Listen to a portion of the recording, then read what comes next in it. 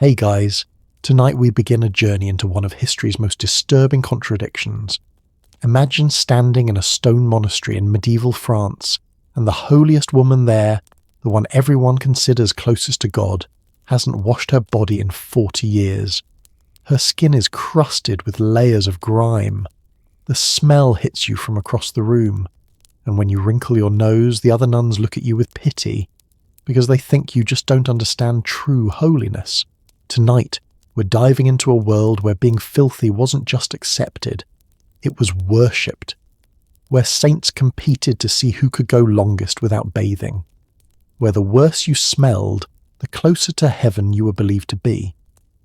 Before we step into this strange and fragrant world together, I need to ask a small favour.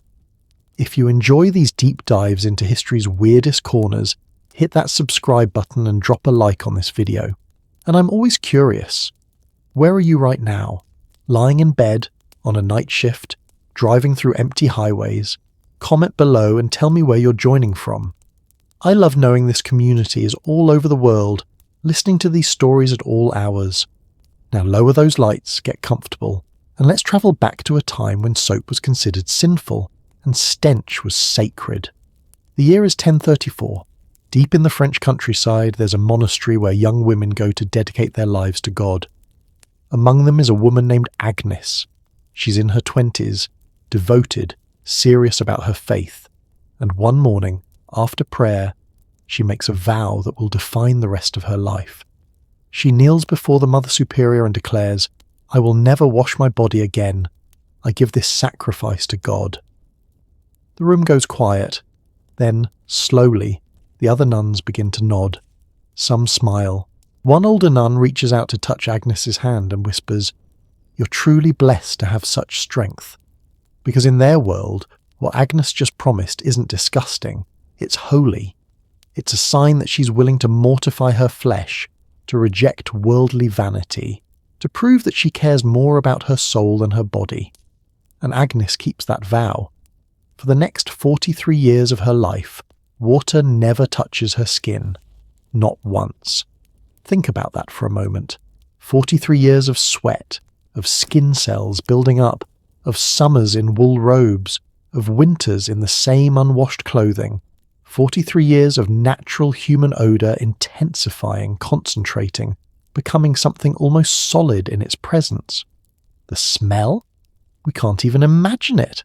Not really. We live in a world of daily showers, deodorant, scented lotions, laundry detergent. The most unwashed most of us ever get is maybe a camping trip or a long flight. What Agnes experienced was on another level entirely. Imagine the most pungent, sour, rancid smell you've ever encountered, and then imagine living inside it, being the source of it, wearing it like a second skin. But here's the part that should make you stop and think. Agnes wasn't ashamed. She was proud, and everyone around her encouraged this pride. When she walked through the monastery halls and left a trail of scent behind her, the younger nuns saw it as inspiration. The older ones nodded with approval. Visitors who came to the monastery would specifically ask to meet the one who has renounced washing, like it was a title of honour. When Agnes died in her 70s, remarkably old for medieval times, people fought to get close to her body. They cut pieces from her robes to keep as relics. They believed that touching something she'd worn would bring them closer to God. The clothes that reeked of decades of accumulated human essence became treasured objects, sacred objects. Now, you might be thinking what I thought when I first learned about this. These people must have been ignorant, uneducated, living in the Dark Ages for a reason. But that's where this story gets really interesting and really unsettling, because they weren't ignorant. They had reasons, complex, thought-out reasons that made perfect sense within their worldview. Let me tell you about St. Simeon Stylites, because his story takes the concept of holy filth to an extreme that's almost beyond belief. Simeon lived in the 5th century, right as the Roman world was crumbling and the medieval world was being born. He was born in Syria, became a monk, and then decided that even monastery life was too comfortable, too worldly, so he did something that sounds like a dare from a friend who hates you. He climbed to the top of a tall pillar, about 60 feet high, roughly the height of a 6-story building, built a small platform up there barely big enough to stand on, and lived there for 37 years. 37 years. He never came down. Not once. He slept standing up, leaning against a wooden post. He preached to crowds that gathered below. He prayed for hours on end, sometimes bowing so repeatedly that witnesses said he bent over 1,000 times in a row. And of course, he never bathed, never changed his clothes, never moved from that tiny platform. According to the accounts written by his followers, and we have several detailed ones, Simeon's body became encrusted with filth. His skin formed thick layers of grime that cracked and oozed. Sores developed and became infected, and worms began living in those sores. Sometimes during his sermons, a worm would fall from his body onto the ground below where the crowd stood watching.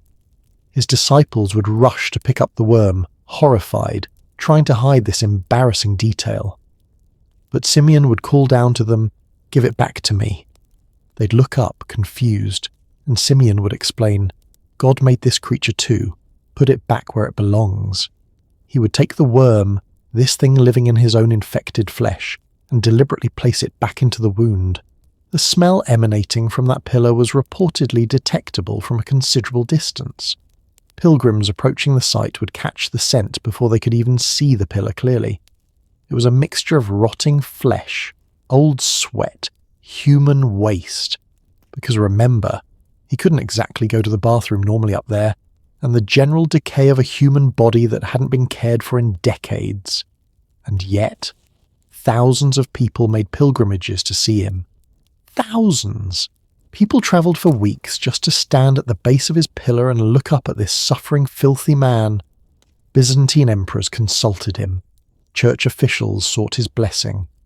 When he finally died, still on that pillar, they had to forcibly take his body down, and it required military intervention because the crowds trying to get relics from his corpse were so large and frenzied. The smell wasn't a secret they tried to hide. It wasn't something his followers whispered about apologetically. It was part of his legend, part of his holiness. Writers described it in detail not to discourage people from visiting, but almost as evidence of his extreme devotion. This is the world we're exploring tonight, a world that doesn't make immediate sense to us, where suffering, including the very specific suffering of smelling absolutely terrible, was seen as a pathway to spiritual transcendence, where the basic human desire for cleanliness was labelled as vanity, as pride, as a dangerous focus on the temporary flesh instead of the eternal soul. But these weren't isolated fanatics. This was mainstream belief for hundreds of years across Europe. Saints Agnes and Simeon weren't exceptions, they were held up as examples. The church taught this, doctors recommended it, society reinforced it, and millions of people lived accordingly. How did this happen? How did Western civilization go from the Roman bathhouses, those architectural marvels where people would spend entire afternoons relaxing in hot and cold pools, socializing, exercising, getting massages, being genuinely, thoroughly clean, to a society where bishops preached that bathing opened your pores to demons, where medical texts warned that water could allow disease to enter your body, where being dirty was quite literally considered next to godliness.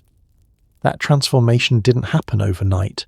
It was gradual, driven by collapsing infrastructure, shifting religious beliefs, misunderstood medicine, and social pressures that built on each other until an entire civilization had convinced itself that cleanliness was dangerous and filth was divine.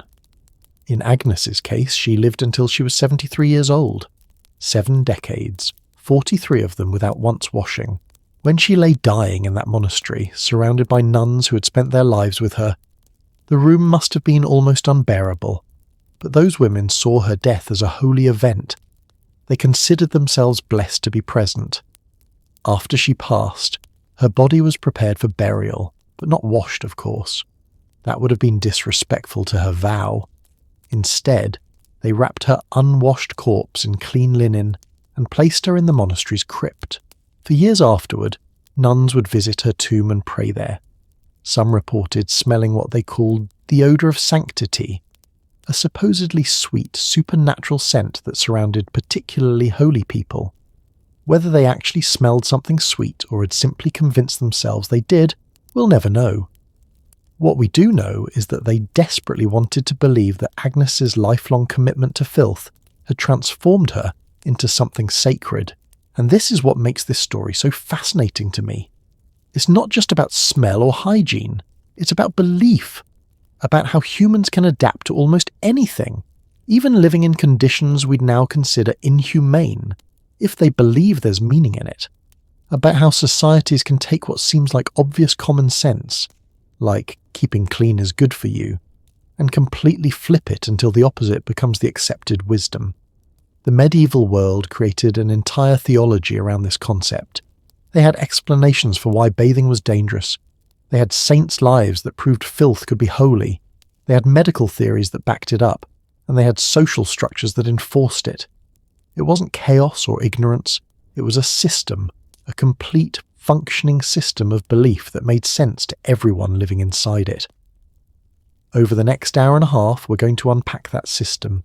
We're going to see how it was built piece by piece, how the fall of Rome took down more than just an empire, it took down an entire infrastructure of cleanliness, how the early Christian church developed ideas about the body that led directly to people like Agnes taking vows never to wash, how doctors of the Middle Ages trying to explain disease without understanding germs came up with theories that made bathing seem genuinely dangerous.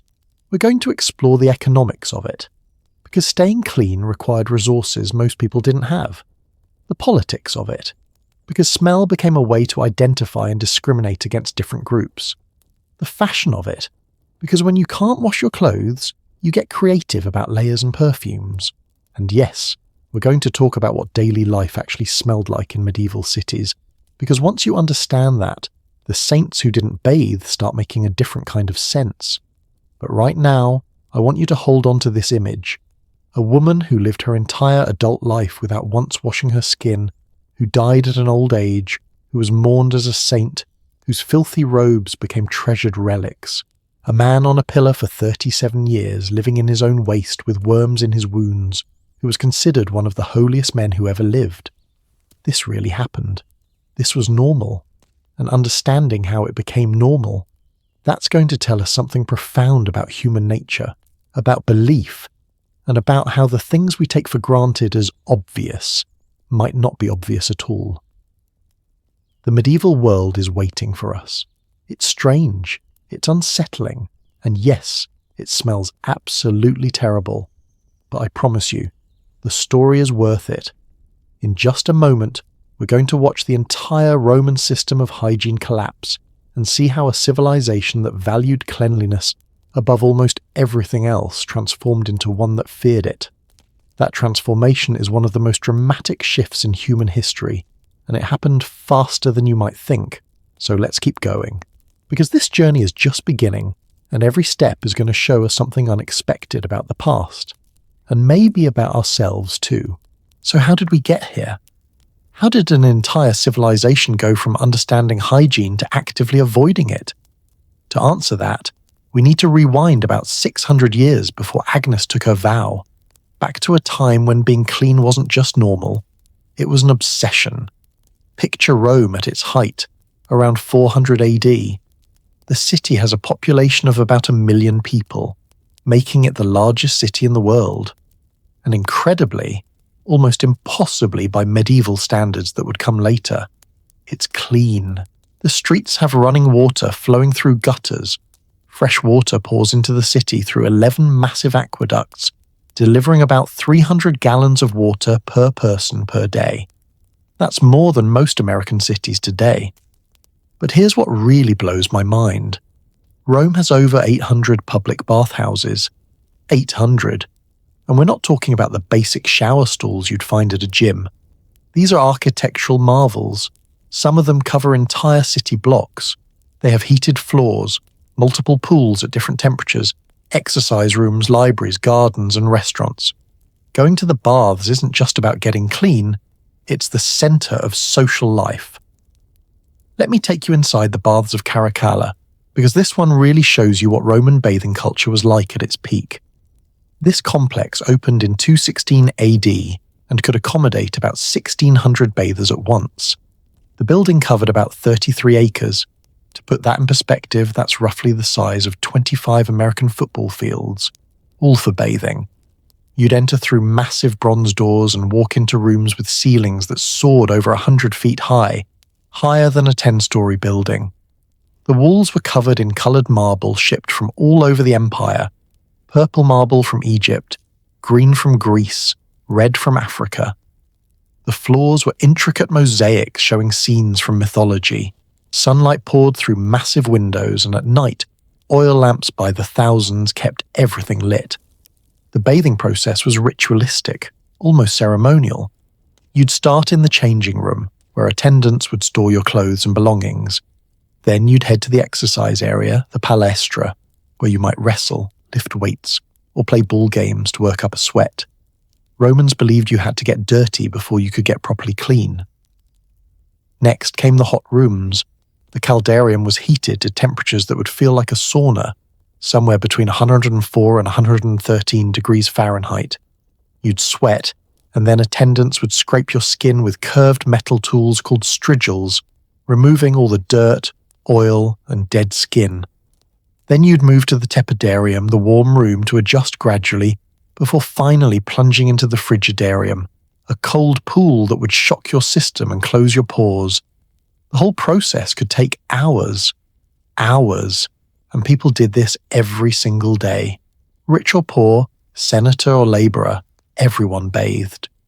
The entrance fee was usually just a tiny coin, a quadrans, the smallest denomination in Roman currency.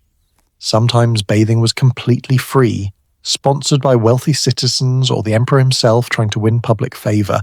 Can you imagine that? Can you imagine living in a society where daily bathing is so normal, so expected, that the government subsidises it?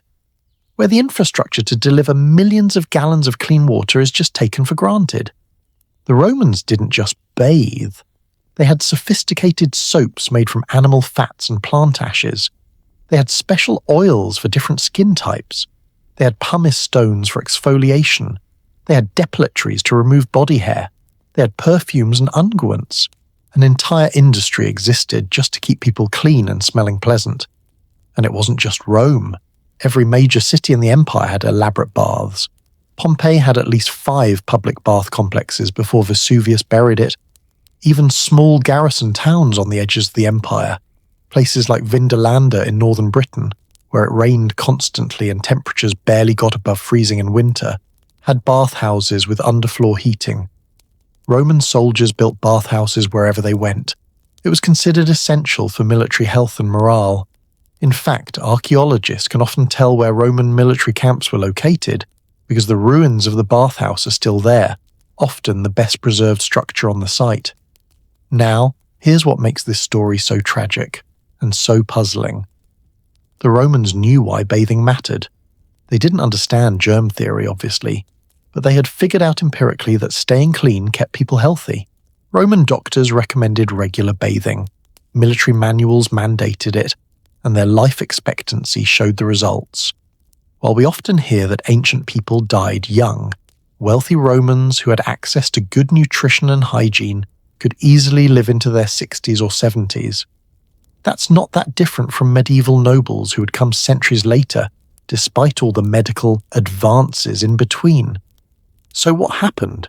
How did this all disappear? The collapse wasn't instant. It was more like watching a magnificent building slowly crumble. And it started, as many collapses do, with money.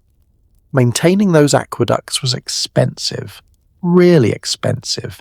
They needed constant repairs and monitoring. You needed engineers who understood the precise slope required to keep water flowing. Too steep and it erodes the channels. Too shallow and it stagnates. You needed teams of workers to clear debris, fix leaks, and deal with mineral buildup. You needed guards to prevent sabotage and theft. The bathhouses themselves required huge amounts of fuel. The Hippocus system, that ingenious underfloor heating, needed constant fires. The baths of Caracalla alone required about 10 tons of wood per day to keep running. That's an entire forest being consumed year after year. As the empire's economy weakened in the late 300s and early 400s, maintaining this infrastructure became harder and harder. Then came the invasions. In 410 AD, the Visigoths sacked Rome. They didn't stay long, but they damaged the aqueducts on their way in. In 455, the Vandals did even more damage, and in 537, during a siege, the Ostrogoths deliberately cut all 11 of Rome's aqueducts. Imagine waking up one morning and the water just stops. No more fountains flowing in the streets, no more baths, no more fresh water being delivered to your home. The city that had gotten 300 gallons per person per day was suddenly down to almost nothing. People had to rely on the Tiber River, the same river that received the city's sewage. The bathhouses stood empty. Those massive buildings that had been centres of life became silent. At first, people probably thought it was temporary. The government will fix it, they thought. This is Rome. Of course they'll fix it. But they didn't. They couldn't. The Western Roman Empire was in its death throes. The administrative structure that could organise such massive engineering projects was collapsing. The economy that could fund them was in freefall. And the specialised knowledge required, that was disappearing too. See, Roman engineering wasn't written down in textbooks that anyone could read.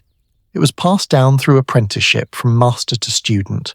When you had multiple generations of engineers not building aqueducts, not maintaining them, not teaching the next generation, that knowledge just evaporated. It's like if everyone who knew how to build a smartphone suddenly vanished. Sure, you could study broken phones, maybe figure out some of it, but rebuilding that knowledge from scratch, that takes generations. By 500 AD, less than a century after those aqueducts were cut, most of them were still broken. The few that worked only partially. The city's population had crashed from 1 million to maybe 30,000. And those 30,000 people weren't bathing regularly anymore. They couldn't. The infrastructure was gone. Now, multiply this story across the entire former Western Empire. In Britain, the last Roman bathhouse probably stopped functioning around 410 AD when the legions withdrew. In Gaul, in Spain, in North Africa, everywhere the Roman army had built those elaborate bath complexes, they fell silent. Some were repaired, partially, locally. But the grand system, that was finished. And here's the really haunting part. The buildings were still there. For centuries they stood as ruins. Medieval people would walk past the remains of Roman baths and wonder at them. They could see the marble, the mosaics, the elaborate plumbing. They knew their ancestors had built these things, but they couldn't replicate them. The knowledge was lost. It would be like us looking at a working nuclear reactor and knowing humans built it, but having no idea how to build another one.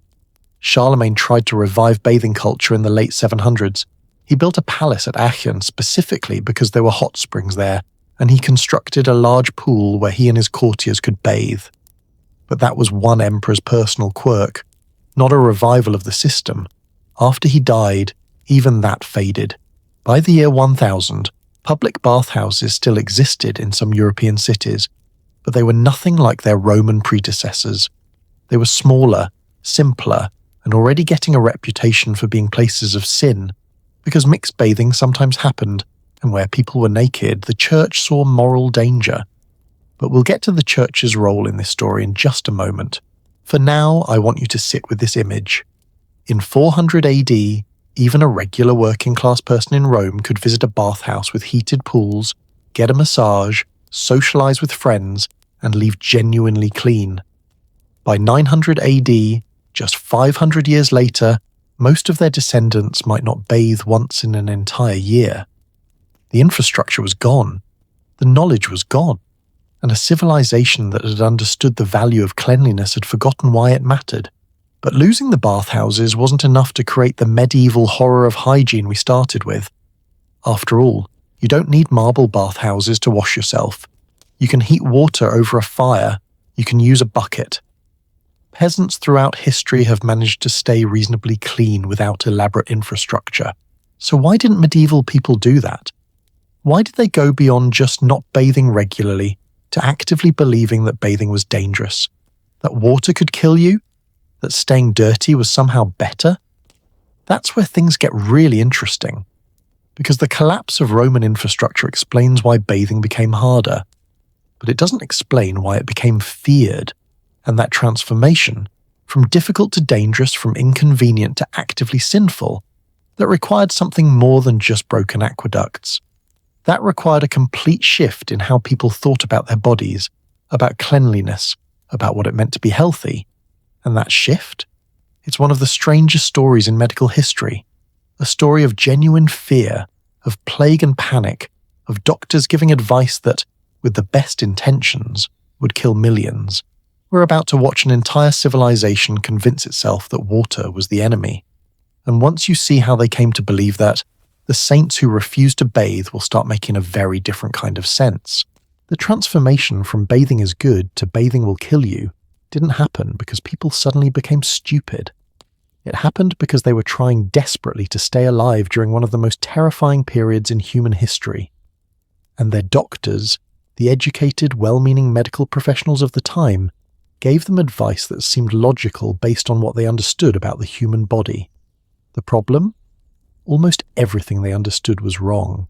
Let me introduce you to the medical worldview that dominated Europe for over 1,000 years.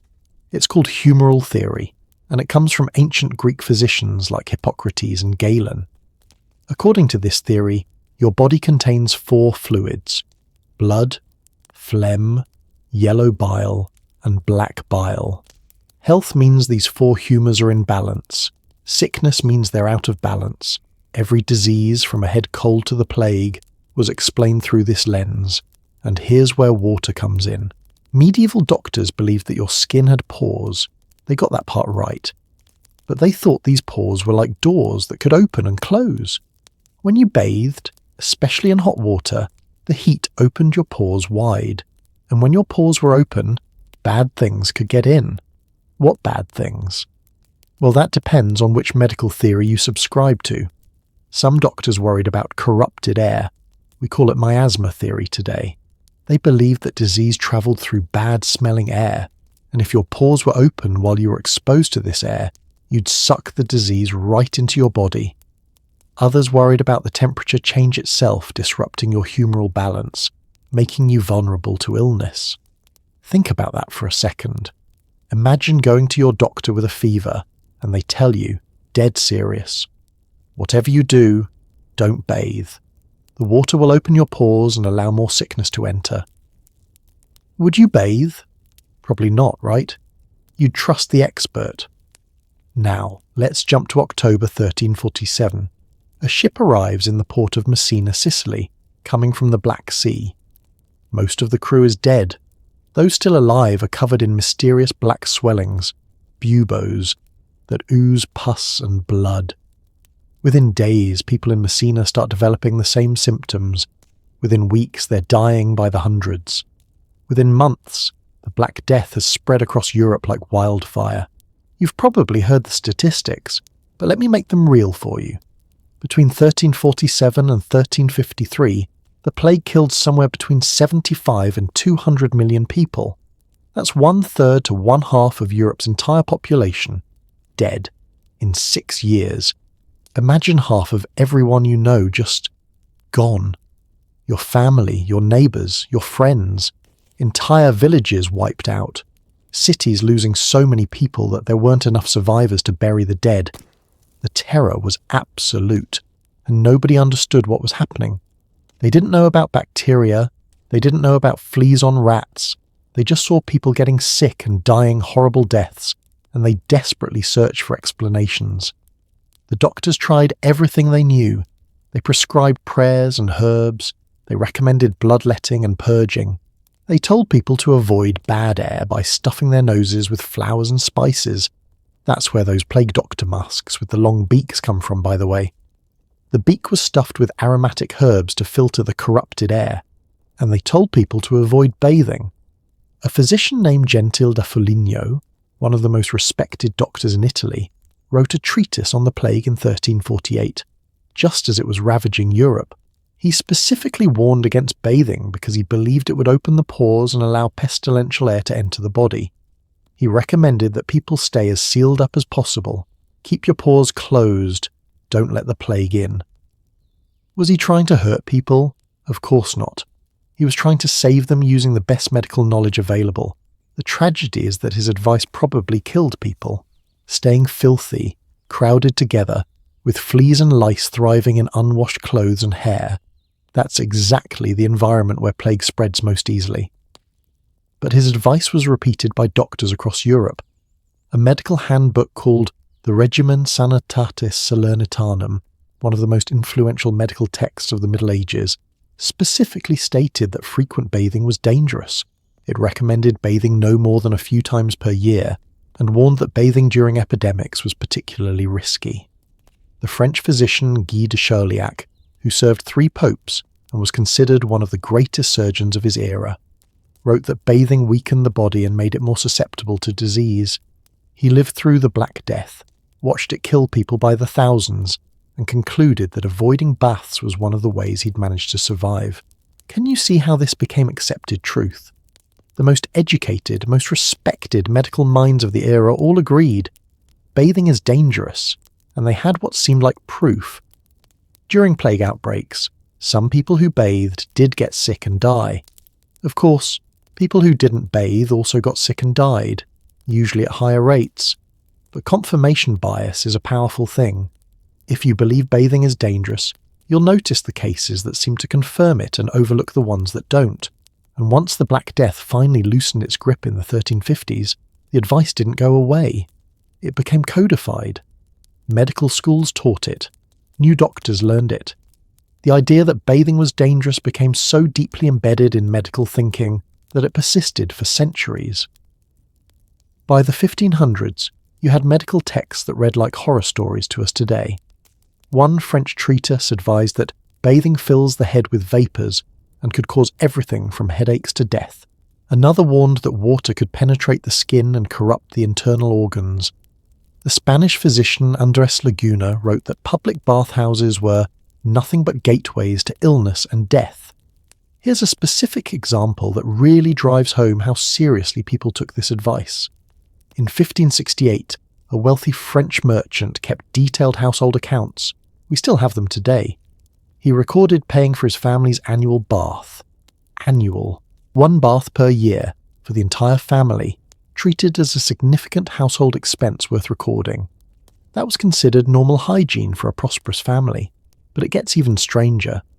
Some medical texts didn't just warn against bathing, they provided elaborate rules for the rare occasions when bathing was absolutely necessary.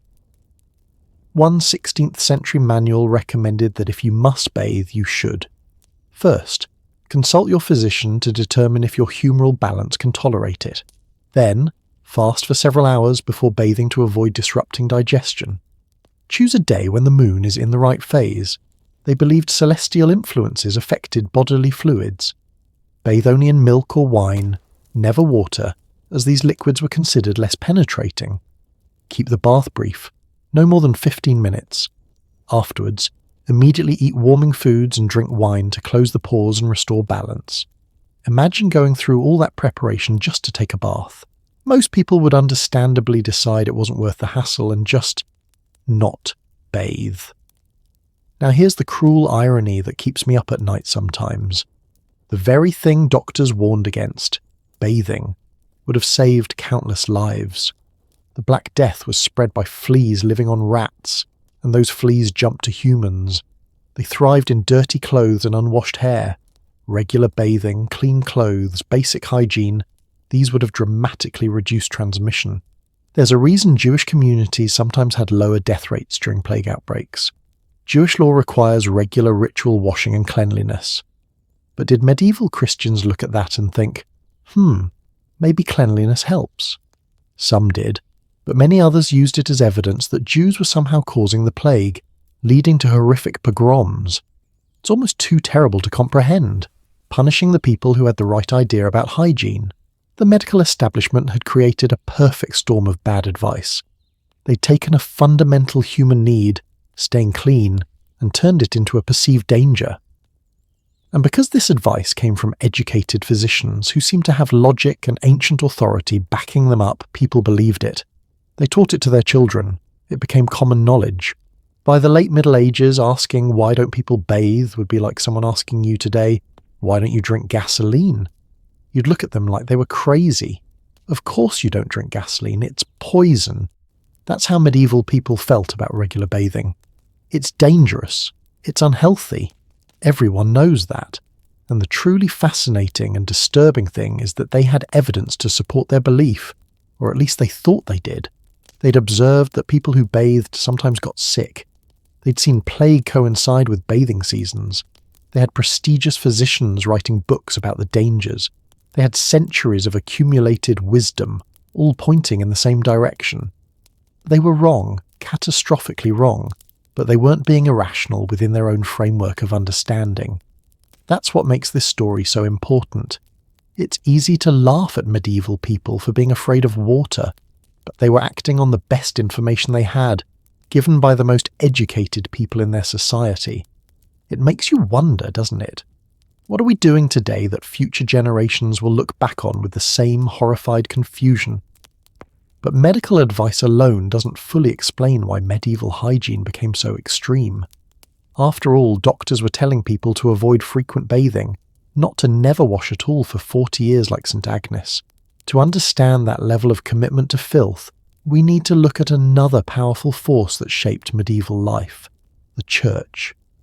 Because while doctors were saying bathing was medically dangerous, religious authorities were saying something even more powerful, that bathing was spiritually dangerous, that your body itself was suspect, a source of sin and temptation. And when those two messages combined, medical fear and religious conviction, they created a worldview where not bathing wasn't just safe, it was actually righteous. That collision between medicine and religion, between body and soul, created some of the strangest beliefs in human history. And that's exactly where we're heading next. If the doctors were telling people that bathing would make them sick, the Church was delivering an even more powerful message. Bathing might cost you your eternal soul. And in a world where everyone believed in heaven and hell as literal destinations you'd spend eternity in, that message carried weight that's hard for us to fully grasp today. To understand the Church's stance on bathing, we need to understand how early Christianity viewed the human body itself. And I'm not going to sugarcoat this. It's pretty dark. The concept is called mortification of the flesh, and it comes from a line in the Bible where Paul talks about putting to death the deeds of the body. Early Christian thinkers took this literally. Your body, they taught, was the enemy of your soul. Every physical pleasure was a distraction from God. Every comfort of the flesh pulled you away from spiritual truth. St. Germ, one of the most influential church fathers who lived in the late 300s and early 400s, wrote extensively about this. He translated the Bible into Latin, the version that would be used for over 1,000 years, so his words carried tremendous authority. And here's what he wrote about bathing. He who has bathed in Christ need not bathe again. Think about the implications of that statement. If you've been baptized, Jerome is saying, you're spiritually clean. Any additional bathing is purely about the body, about physical comfort. And pursuing physical comfort, that's vanity. That's caring more about how you look and feel than about your relationship with God. Jerome didn't stop there. He praised virgins who deliberately chose squalor as a way of demonstrating their piety. He wrote approvingly of young women who refused to wash their faces, who wore the same clothes until they fell apart, who made themselves intentionally unattractive to avoid the sin of pride. In Jerome's worldview, a beautiful, clean body was a temptation, both to the person who had it and to others who saw it. And Jerome wasn't an outlier. Listen to this. St. Benedict, who founded the Benedictine order around 530 AD and wrote the Rule, basically the instruction manual for how monks should live, included specific guidance about bathing. He wrote that, to those who are well, and especially to the young, bathing shall seldom be permitted. Seldom. Not make sure to bathe regularly for health. Seldom, as in, avoid it if you can. And Benedict was considered moderate for his time. Some monastic orders took it much further. Let me tell you about the Desert Fathers. These were Christian hermits who went out into the Egyptian and Syrian deserts, starting in the 200s and 300s AD to live lives of extreme asceticism. And when I say extreme, I mean it. They were trying to outdo each other in how much suffering they could endure for God. There's a monk named Macarius of Alexandria, different from the other famous Macarius, which tells you something about how many guys were doing this, who made it his mission to never lie down to sleep. For years, he would doze off while standing or sitting, but never allowed himself the comfort of lying down. When other monks criticized this as showing off, he went into the desert and lived in a marsh for 6 months, letting mosquitoes eat him alive as penance for his pride. These guys made not bathing into a competitive sport. One desert father, Abraham, reportedly didn't wash his face or feet for 50 years. When he finally died, the monks who prepared his body for burial discovered his feet had become like hard wood from accumulated grime. Another monk named Amun lived in the desert for 22 years and was said to have never seen himself naked. He was so committed to avoiding vanity that he wouldn't even look at his own body when washing, which he did as rarely as possible. When his wife asked to see him one last time before she also became a nun, he refused, saying he would see her in heaven where they would both have spiritual bodies and wouldn't be distracted by physical appearances. Now, you might be thinking these are fringe fanatics, and you'd be partially right. But here's the thing. These weren't treated as cautionary tales. They were treated as inspiration. Their lives were written down and circulated as hagiographies, saints' lives meant to inspire others to holiness. Young people read these stories and thought, that's what true devotion looks like. The message spread through every level of the church. When you became a monk or nun, you were often required to give up bathing as part of your vows, not officially, necessarily, but culturally. A monastery that had bathing facilities was considered suspiciously luxurious, too focused on worldly comfort.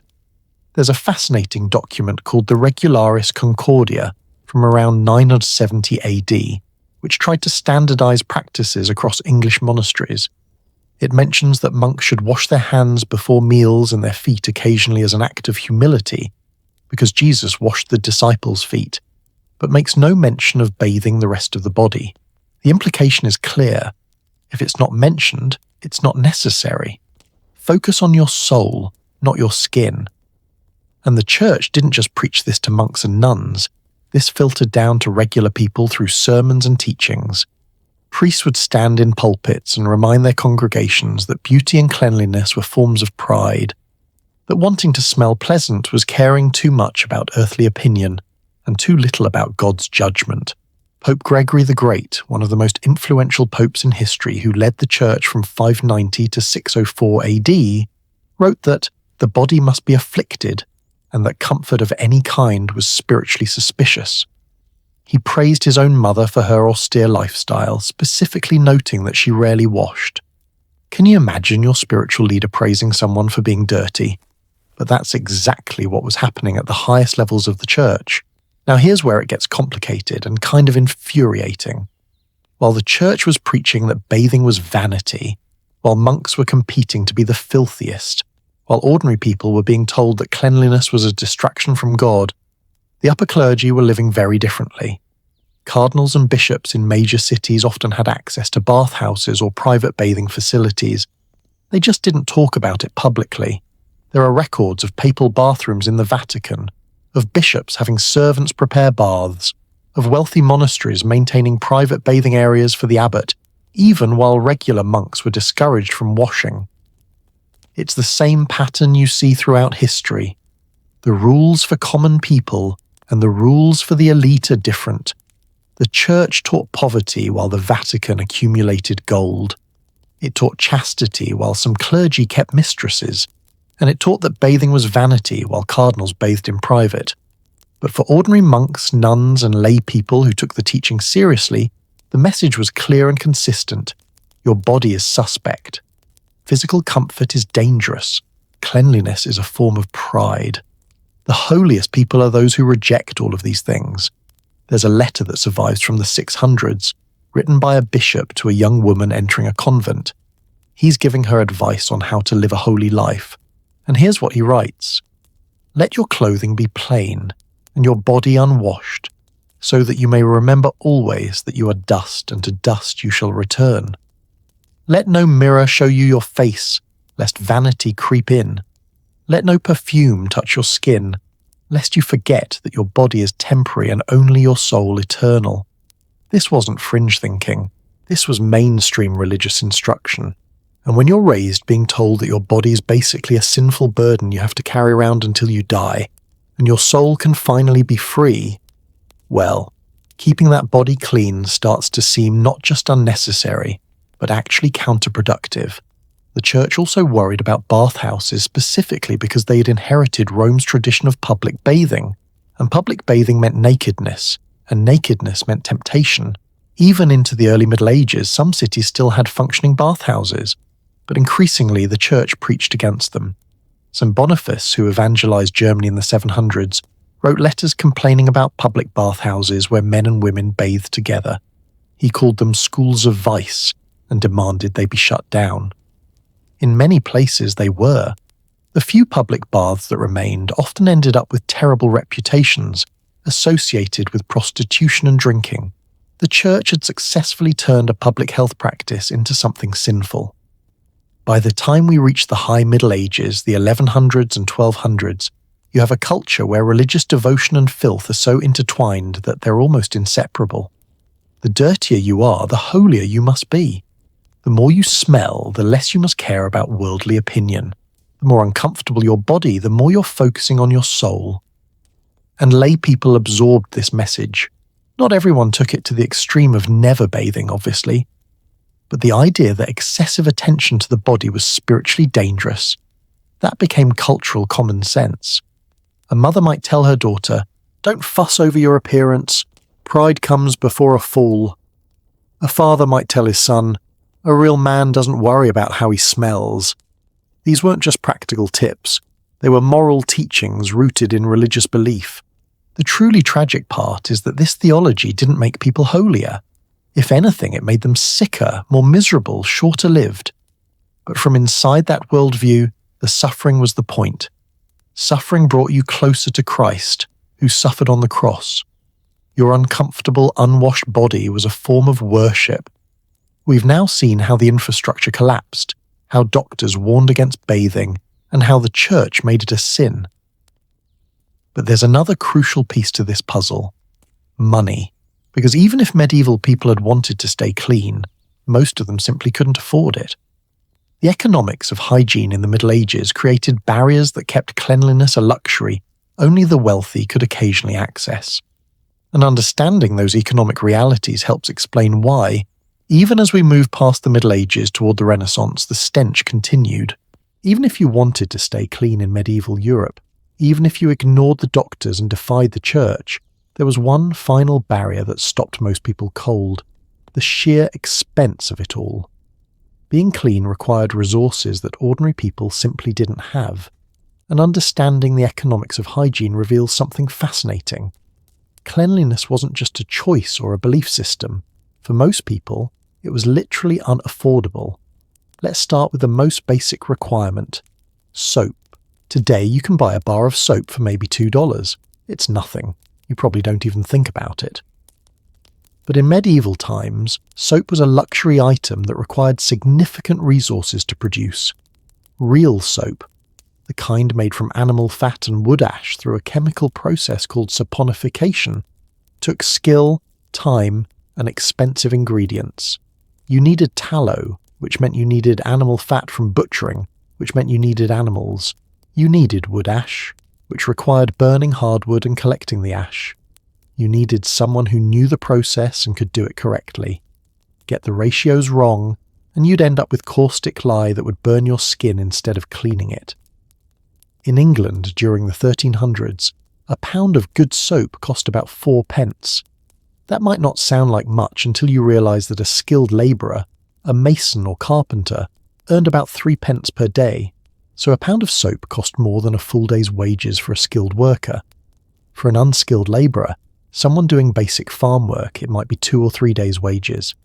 Now, a pound of soap, if used carefully, might last a family a month or two. But here's the reality. Most families couldn't spare several days' worth of wages every month just for soap. They needed that money for food, for rent, for clothing, for the 100 other things required to survive. Soap was one of the first things to go. Some people made their own soap at home, but it was labour-intensive and required resources many didn't have. You needed access to animal fat, which meant either butchering your own animals or buying the fat, both expensive options.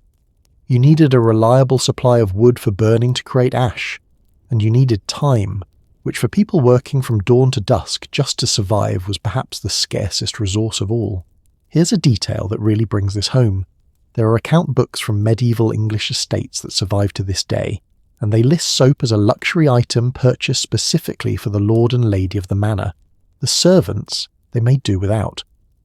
One account book from a Yorkshire manor in 1392 records the purchase of 8 pounds of soap for the year, for the entire household of over 40 people, and the notation specifies it's for the lord's table and chamber. Everyone else just went without. But soap is only the beginning. To actually bathe, you needed water. Lots of water.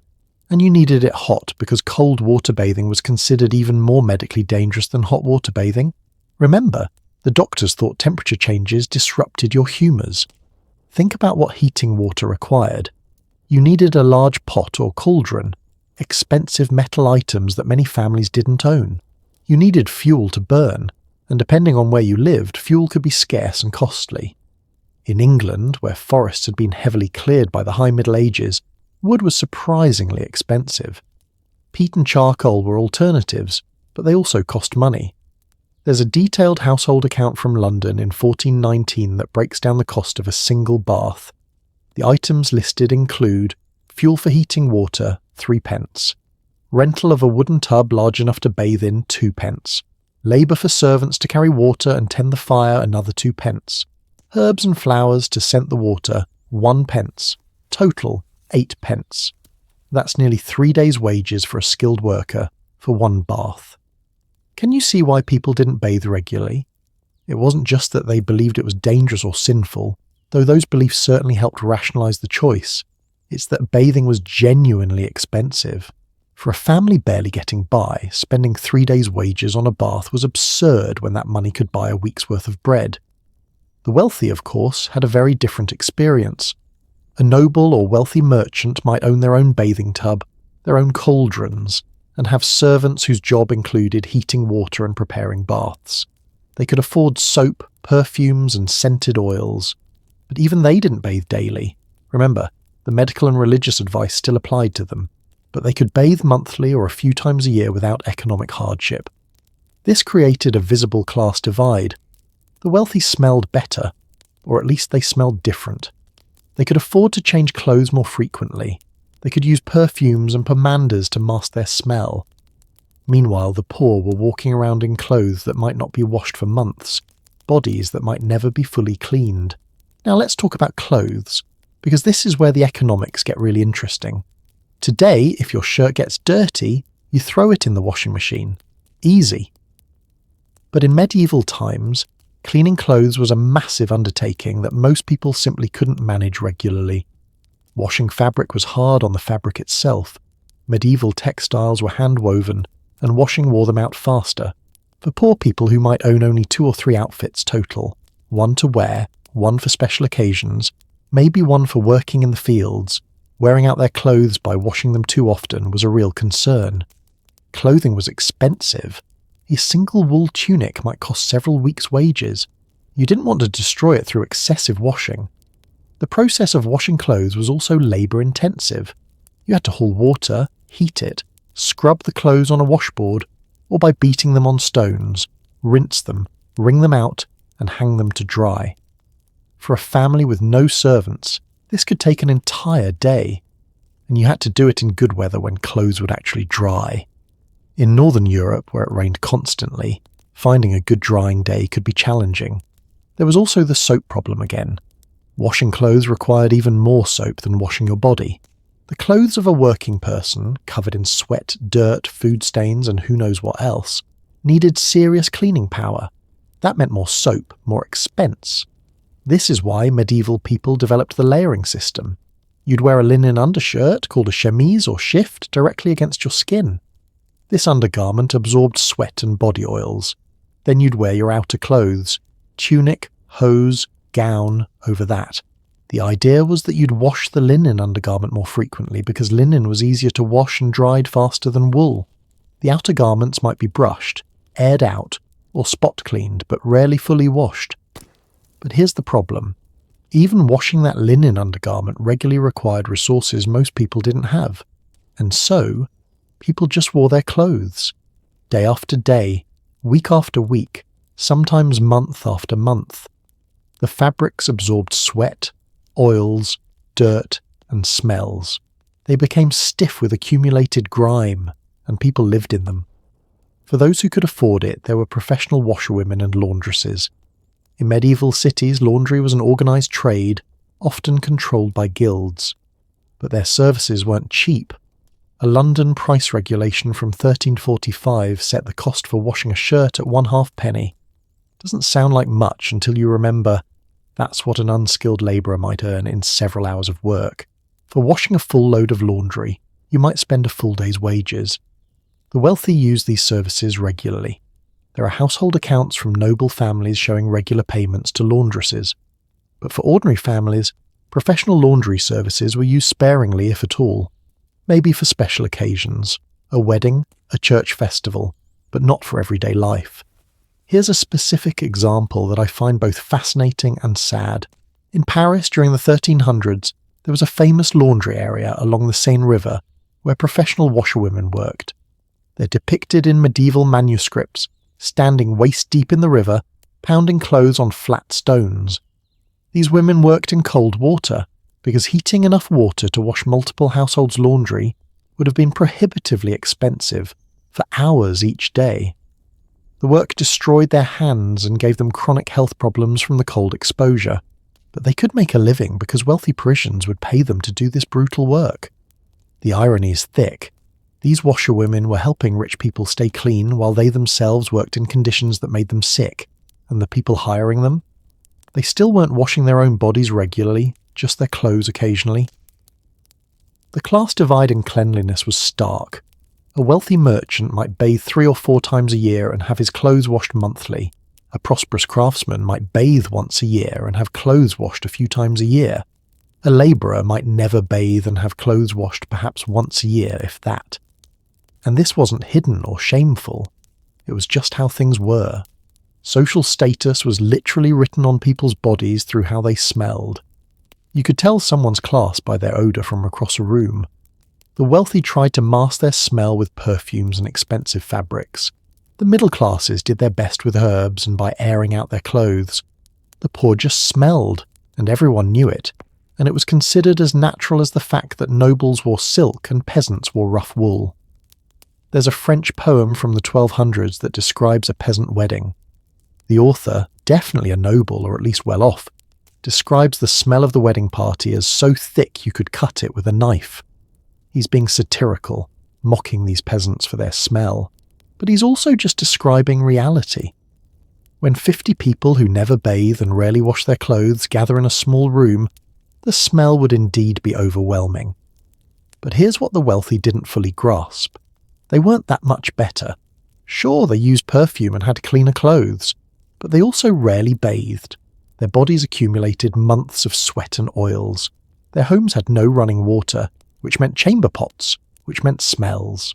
Their teeth, there's a whole other story there, were often rotting because tooth care was minimal. The wealthy may have smelled better than peasants, but by our standards, they still would have smelled absolutely terrible. The economic barriers to cleanliness were real and substantial, and they persisted for centuries. Even as we move into the Renaissance and early modern period, even as some attitudes about bathing begin to shift, the economic reality remained. Keeping clean required resources most people didn't have. Water had to be hauled and heated. Soap had to be purchased or laboriously made. Clothes had to be washed and dried. Time had to be spent. Money had to be paid. And so people adapted. They developed strategies to manage their smell without actually getting clean. They used perfumes, herbs, and spices. They aired out their clothes instead of washing them. They changed their linen undergarments when they could. They learned to tolerate smells that would make us gag today. The economics of cleanliness created a world where hygiene was a luxury that most people literally couldn't afford. Combined with medical advice warning against bathing and religious teachings calling it vanity, you had a perfect storm of factors all pointing in the same direction. Don't wash. And millions of people didn't.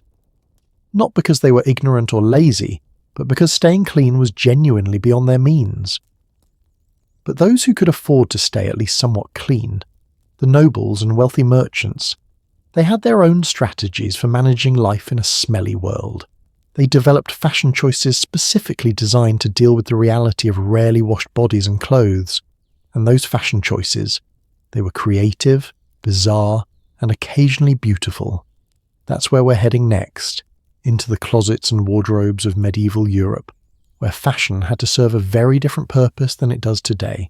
When we think of medieval and Renaissance fashion, those elaborate gowns, the puffed sleeves, the layers upon layers of fabric, we tend to think of it as decorative, as showing off wealth and status. And yes, that was part of it. But those fashion choices were also deeply practical in ways we don't usually consider. Medieval clothing was engineered to deal with a very specific problem: bodies that were rarely, if ever, washed. Fashion wasn't just about looking good. It was about survival in a world that smelled absolutely terrible. Let's start with a question I bet you've never considered. Why did medieval people wear so many layers? And I mean a lot of layers. A well-dressed woman in the 1400s might be wearing 6 or 7 separate garments at once. A fashionable man might have 4 or 5. Why? The answer is absorption. Each layer served as a barrier between your skin and the outside world, but more importantly between your unwashed skin and your expensive outer garments. Think of it like this. Your body is producing oil, sweat, and skin cells constantly. That's just biology. If that's going directly onto your expensive wool gown or velvet doublet, those garments will get disgusting fast. But if you have 3 or 4 layers between your skin and that outer garment, each layer absorbs some of that output, protecting the expensive stuff. Let me walk you through what a wealthy merchant's wife in London around 1450 would be wearing, from the inside out.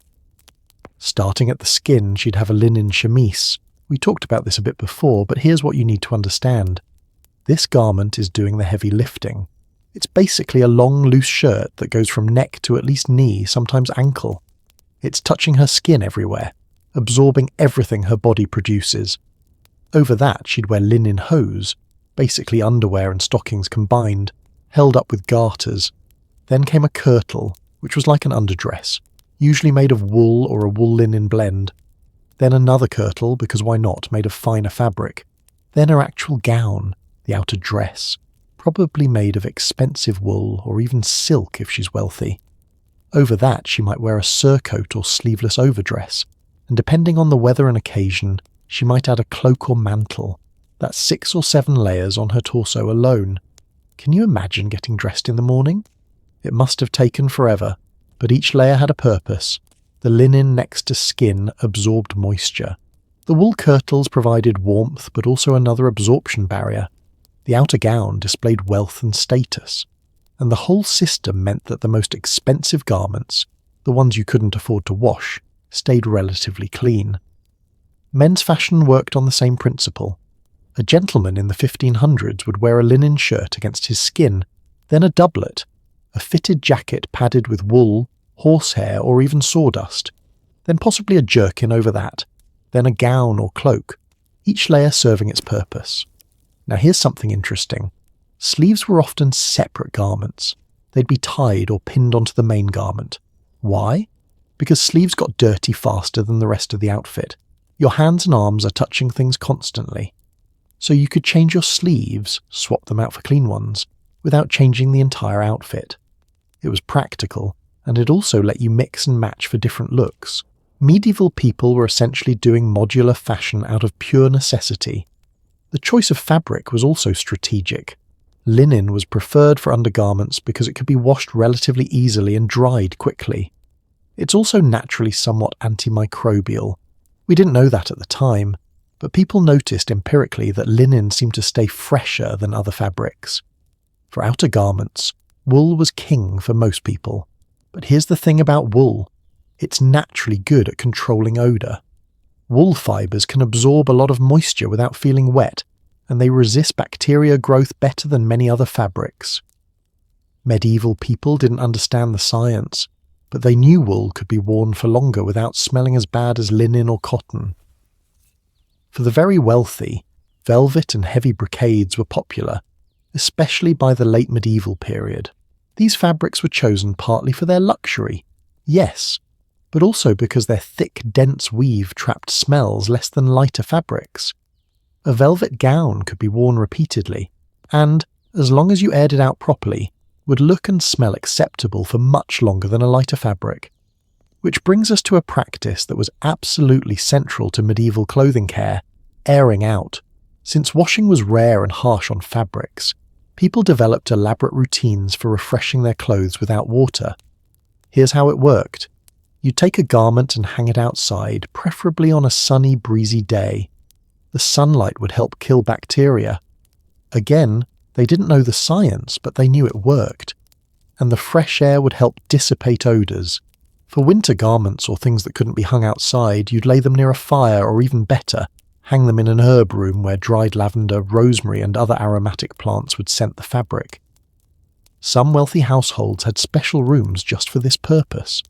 There's an inventory from an English manor house in 1485 that lists a wardrobe room, equipped with wooden frames for hanging garments, windows for ventilation, and bundles of dried herbs. The lady of the house would have her servants rotate her garments through this room, ensuring everything stayed as fresh as possible. But airing out only goes so far. What about the parts of your clothing that couldn't really be aired or changed frequently? What about things that were in constant contact with the most odour-producing parts of your body? This is where medieval fashion got really creative. Take the ruff, that giant circular collar that became fashionable in the late 1500s and early 1600s. We tend to think of ruffs as just decorative, maybe a bit absurd, but they served a practical purpose. They created distance between your face and your body. The bigger the ruff, the more space between your nose and the smell coming from your unwashed torso.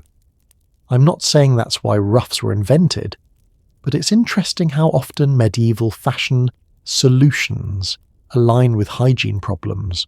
Or consider gloves. Wealthy people in the medieval period wore gloves constantly, even indoors. Partly this was about status. It showed you didn't do manual labour. But it was also about smell. Your hands touch your body. They touch food. They get dirty. Gloves created a barrier. And gloves could be perfumed, which brings us to a whole other aspect of fashion. Accessories weren't just decorative. They were functional smell management tools. Pomanders were perhaps the most important. These were small, perforated balls or containers filled with aromatic substances like ambergris, musk, dried flowers, or spices. Wealthy people would wear them on chains around their necks, hanging from their belts, or even attached to fans. There's a famous pomander that belonged to Mary, Queen of Scots. You can see it in a museum today. It's a gorgeous golden ball with intricate engravings, and it opens up to reveal 6 compartments, each designed to hold a different scent. This wasn't just jewellery. This was her personal defence against the smells of daily life in the 1500s. Rich women would also carry small bouquets of flowers or herbs, called nosegays or tussie-mussies. The word nosegay literally means gay for the nose, something to make your nose happy. They'd hold these up to their noses when walking through particularly smelly areas, or when talking to particularly smelly people. There are portraits from the 1500s and 1600s showing noble ladies holding these little bouquets, and we tend to think it's just a pretty prop. But no, that's her smell defence system. Men carried similar items. A gentleman might have a scented handkerchief soaked in perfume, or a pomander, or even a special scent stick, basically a hollow stick filled with aromatic substances with small holes drilled in it. You'd wave it around or hold it near your nose as needed. Fashion also evolved specific strategies for dealing with sweat. The doublets that men wore in the 1500s and early 1600s were heavily padded, stuffed with wool, horsehair, sawdust, or rags. Why so much padding? Partly it created the fashionable silhouette of the time, that geometric, stiff look. But the padding also absorbed sweat. A heavily padded doublet could soak up a lot of moisture before the outer fabric showed any staining or smell. Women's fashion used similar principles. The farthingale, that structure that made skirts stick straight out from the waist, and later the panniers that made skirts wide at the hips. These created space between the body and the outer layers of fabric. More air circulation, less direct contact, less smell transfer. And then there's the codpiece. Yes, we need to talk about the codpiece. For those who don't know, the codpiece was a pouch that attached to the front of men's hose, covering the genital area. It started as a practical necessity when men's tunics got shorter in the 1400s. You needed something to cover that area. But by the 1500s, codpieces had become elaborate and exaggerated, sometimes padded and stuffed to huge proportions. We tend to think of codpieces as sexual display, and sure, there was probably some of that, but they also served a hygienic purpose. That area of the body produces a lot of smell, especially if you're never washing. The codpiece created a barrier, and some men even stuffed theirs with scented herbs or cloth soaked in perfume. King Henry VIII had codpieces in his armour. There are surviving pieces you can see today, and some of them show signs of having held scented materials. Fur was another interesting choice. Fur-lined garments were incredibly popular among those who could afford them. We think of fur as being for warmth, and it was. But fur also has properties that make it good at managing smell. Fur can absorb moisture, and certain furs, like ermine or sable, were believed to repel vermin and insects. Given that lice and fleas were constant companions for medieval people, wearing fur that might discourage these pests had practical value. There's a painting of Henry VIII, you've probably seen it, where he's wearing an enormous fur-lined cloak. That cloak probably cost more than most people earned in several years. But it wasn't just showing off. That fur was absorbing his sweat, providing warmth, and yes, probably masking his smell a bit. Even kings needed help in that department. The obsession with changing shirts became a marker of cleanliness and status. You couldn't wash your whole body easily, but you could change your linen shirt. By the Renaissance, there are accounts of nobles changing their shirts daily, or at least claiming to. Queen Elizabeth, I was said to bathe once a month whether she needed it or not. That's an actual quote from one of her ladies-in-waiting. But she insisted on fresh linen daily. The white linen collar or cuff became incredibly important in fashion because it was the part people could see. If your collar and cuffs were clean white linen, it suggested that you were clean overall, even if the reality under all those layers was very different. Fashion plates from the 1500s and 1600s always emphasized the brilliant white of collars and cuffs against darker outer garments. But here's the uncomfortable truth. None of this really worked. Not completely. All the layers, all the perfumes, all the scent-soaked handkerchiefs and pomanders, they helped, sure. They masked some of the smell, but they didn't eliminate it. A person wearing 7 layers of fabric, most of which hadn't been washed in months or years, who hadn't bathed their body in weeks or months, who had rotting teeth and lived in a house without proper sanitation, that person still smelled bad. Just maybe not quite as bad as they would have without all these fashion interventions. The irony is that all these elaborate fashion solutions were necessary precisely because the simple solution, washing, was considered dangerous, sinful, or unaffordable.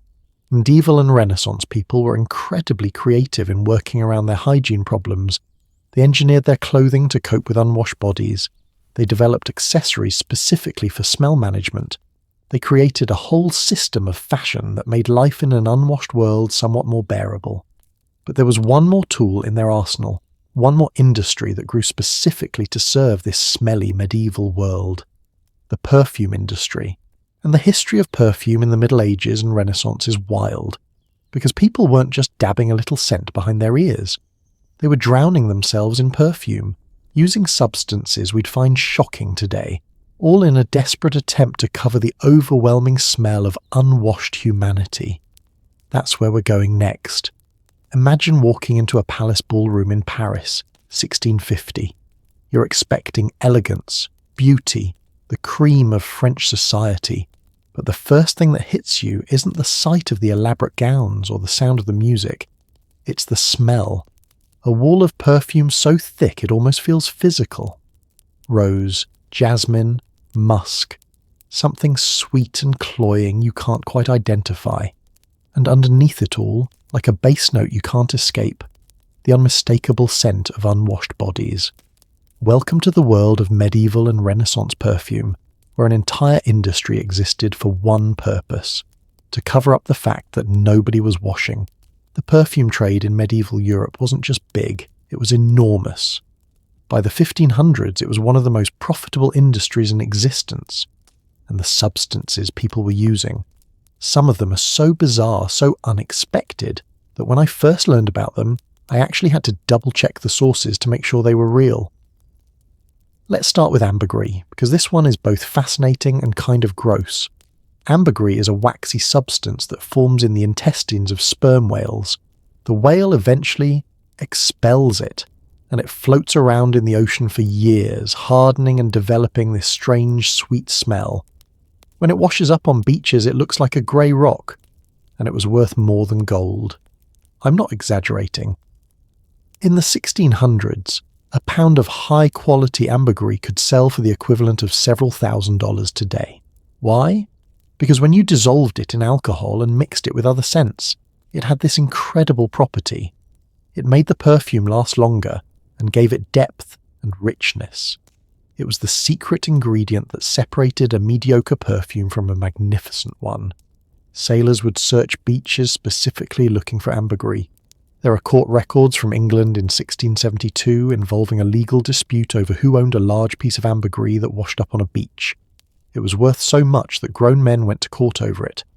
The piece in question weighed about 60 pounds and was valued at more than most people would earn in a lifetime. But ambergris wasn't even the strangest ingredient. Let me introduce you to civet. Civet is a secretion from the anal glands of the civet cat, a small carnivorous mammal from Africa and Asia.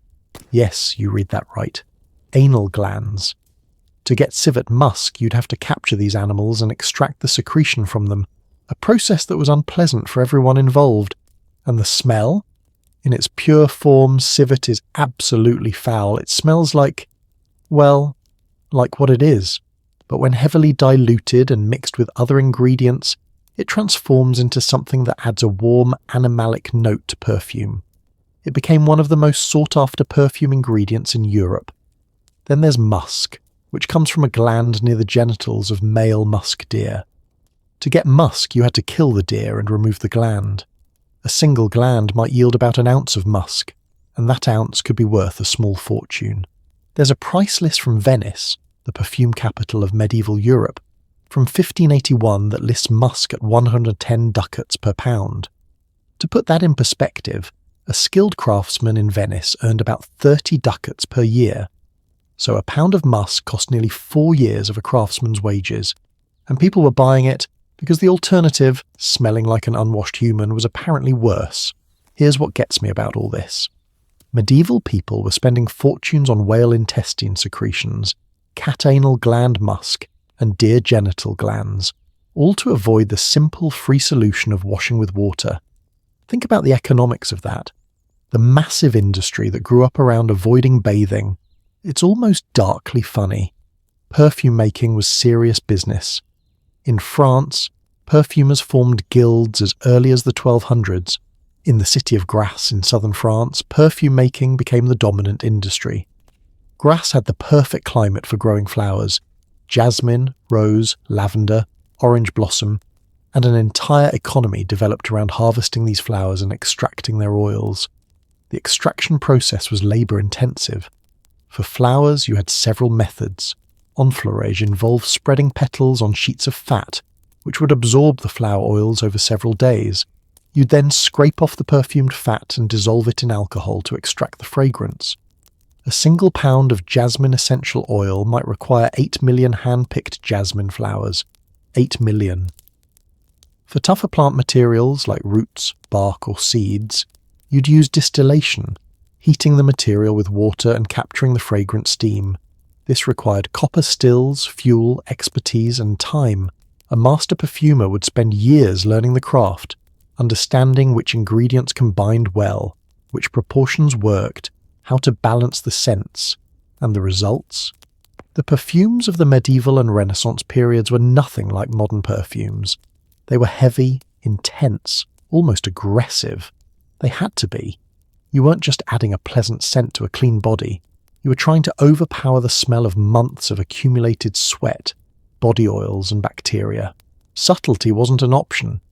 Catherine de' Medici, who became Queen of France in 1547, brought her personal perfumer with her from Italy, a man named Renato Bianco, who went by the French name René le Florentin. He set up shop on the Pont au Change bridge in Paris and created custom perfumes for the Queen and her court. His workshop became legendary. People said he could create a scent for any occasion, any mood. But here's the thing, even with his genius, even with the most expensive ingredients in the world, the perfumes he created weren't meant to smell good on their own. They were meant to smell better than the alternative. That's a crucial distinction. Modern perfume is designed to enhance your natural scent. Medieval perfume was designed to eliminate your natural scent entirely. The amounts people used were staggering. We're not talking about a spray or two like today. People would literally pour perfume over themselves. There are household accounts from French nobles in the 1600s showing purchases of perfume by the quart, sometimes multiple quarts per month for a single person. King Louis XIV of France, the Sun King, was famous for his perfume obsession. Despite having dozens of servants and access to everything money could buy, he bathed extremely rarely. Some historians estimate perhaps twice a year, but he changed his clothes constantly and demanded they be perfumed so heavily that people claimed you could smell he'd been in a room hours after he left. He even had perfumed water sprayed in his apartments multiple times daily. There's a letter from one of his courtiers describing a day at Versailles in 1685. The writer talks about the perfumed fog that hung in the halls, so thick it made her eyes water. She describes feeling faint from the competing scents. Everyone wearing different perfumes, all at maximum strength, all trying to outdo each other. And she notes, with the kind of diplomatic delicacy that's almost funny, that, despite these fragrant efforts, there are still rooms one avoids entering when possible. Louis XIV employed dedicated servants whose only job was to perfume his wigs. Yes, wigs. Those enormous powdered wigs that were fashionable in the 1600s and 1700s. They were partially a response to lice. If you shave your head and wear a wig, you can at least remove and clean the wig occasionally, but they also trapped heat and made your head sweat. So they needed constant perfuming. The king had at least 40 wigs in rotation, and each one would be perfumed with different scents depending on the occasion. There's an inventory from 1695 listing the perfumes used. Rose for morning audiences, jasmine for afternoon activities, orange blossom for evening entertainment, and a special musk blend for intimate occasions. But perfume wasn't just for nobility. By the 1500s, there was a thriving market in cheaper perfumes for the middle classes. These were often based on alcohol with added flowers, herbs, and a tiny amount of the expensive animal musks if you could afford it. Street vendors in Paris, London, and other major cities sold perfumed waters, scented vinegars, and aromatic oils. There's a price list from London in 1632 showing common rose water, selling for about 2p for a small bottle, affordable for a skilled worker, while extract of ambergris was 40 shillings for the same amount, roughly 3 weeks' wages. The market had stratified to serve every level of society, because everyone needed something to combat their smell. People also use perfume in ways we'd find strange today. They'd perfume their gloves, not just lightly scented, but soaked in perfume. They'd perfume their handkerchiefs so heavily that the fabric would be stiff with it. They'd perfume their hair, their clothes, their shoes. Some people even perfume their pets. There are records from Italian nobles in the 1500s describing little dogs being bathed, yes, bathed, the irony, in perfumed water so they'd smell pleasant when held or carried. The dogs got regular baths while their owners went months or years without washing. The priorities were interesting. Rooms were perfumed too. Wealthy people would burn scented candles, use perfumed braziers, spray perfumed water in the air. There were special perfume burners, beautiful objects made of silver or gold, that would be filled with fragrant resins like frankincense or myrrh and heated to release the scent. One of the most popular methods was the perfume pan.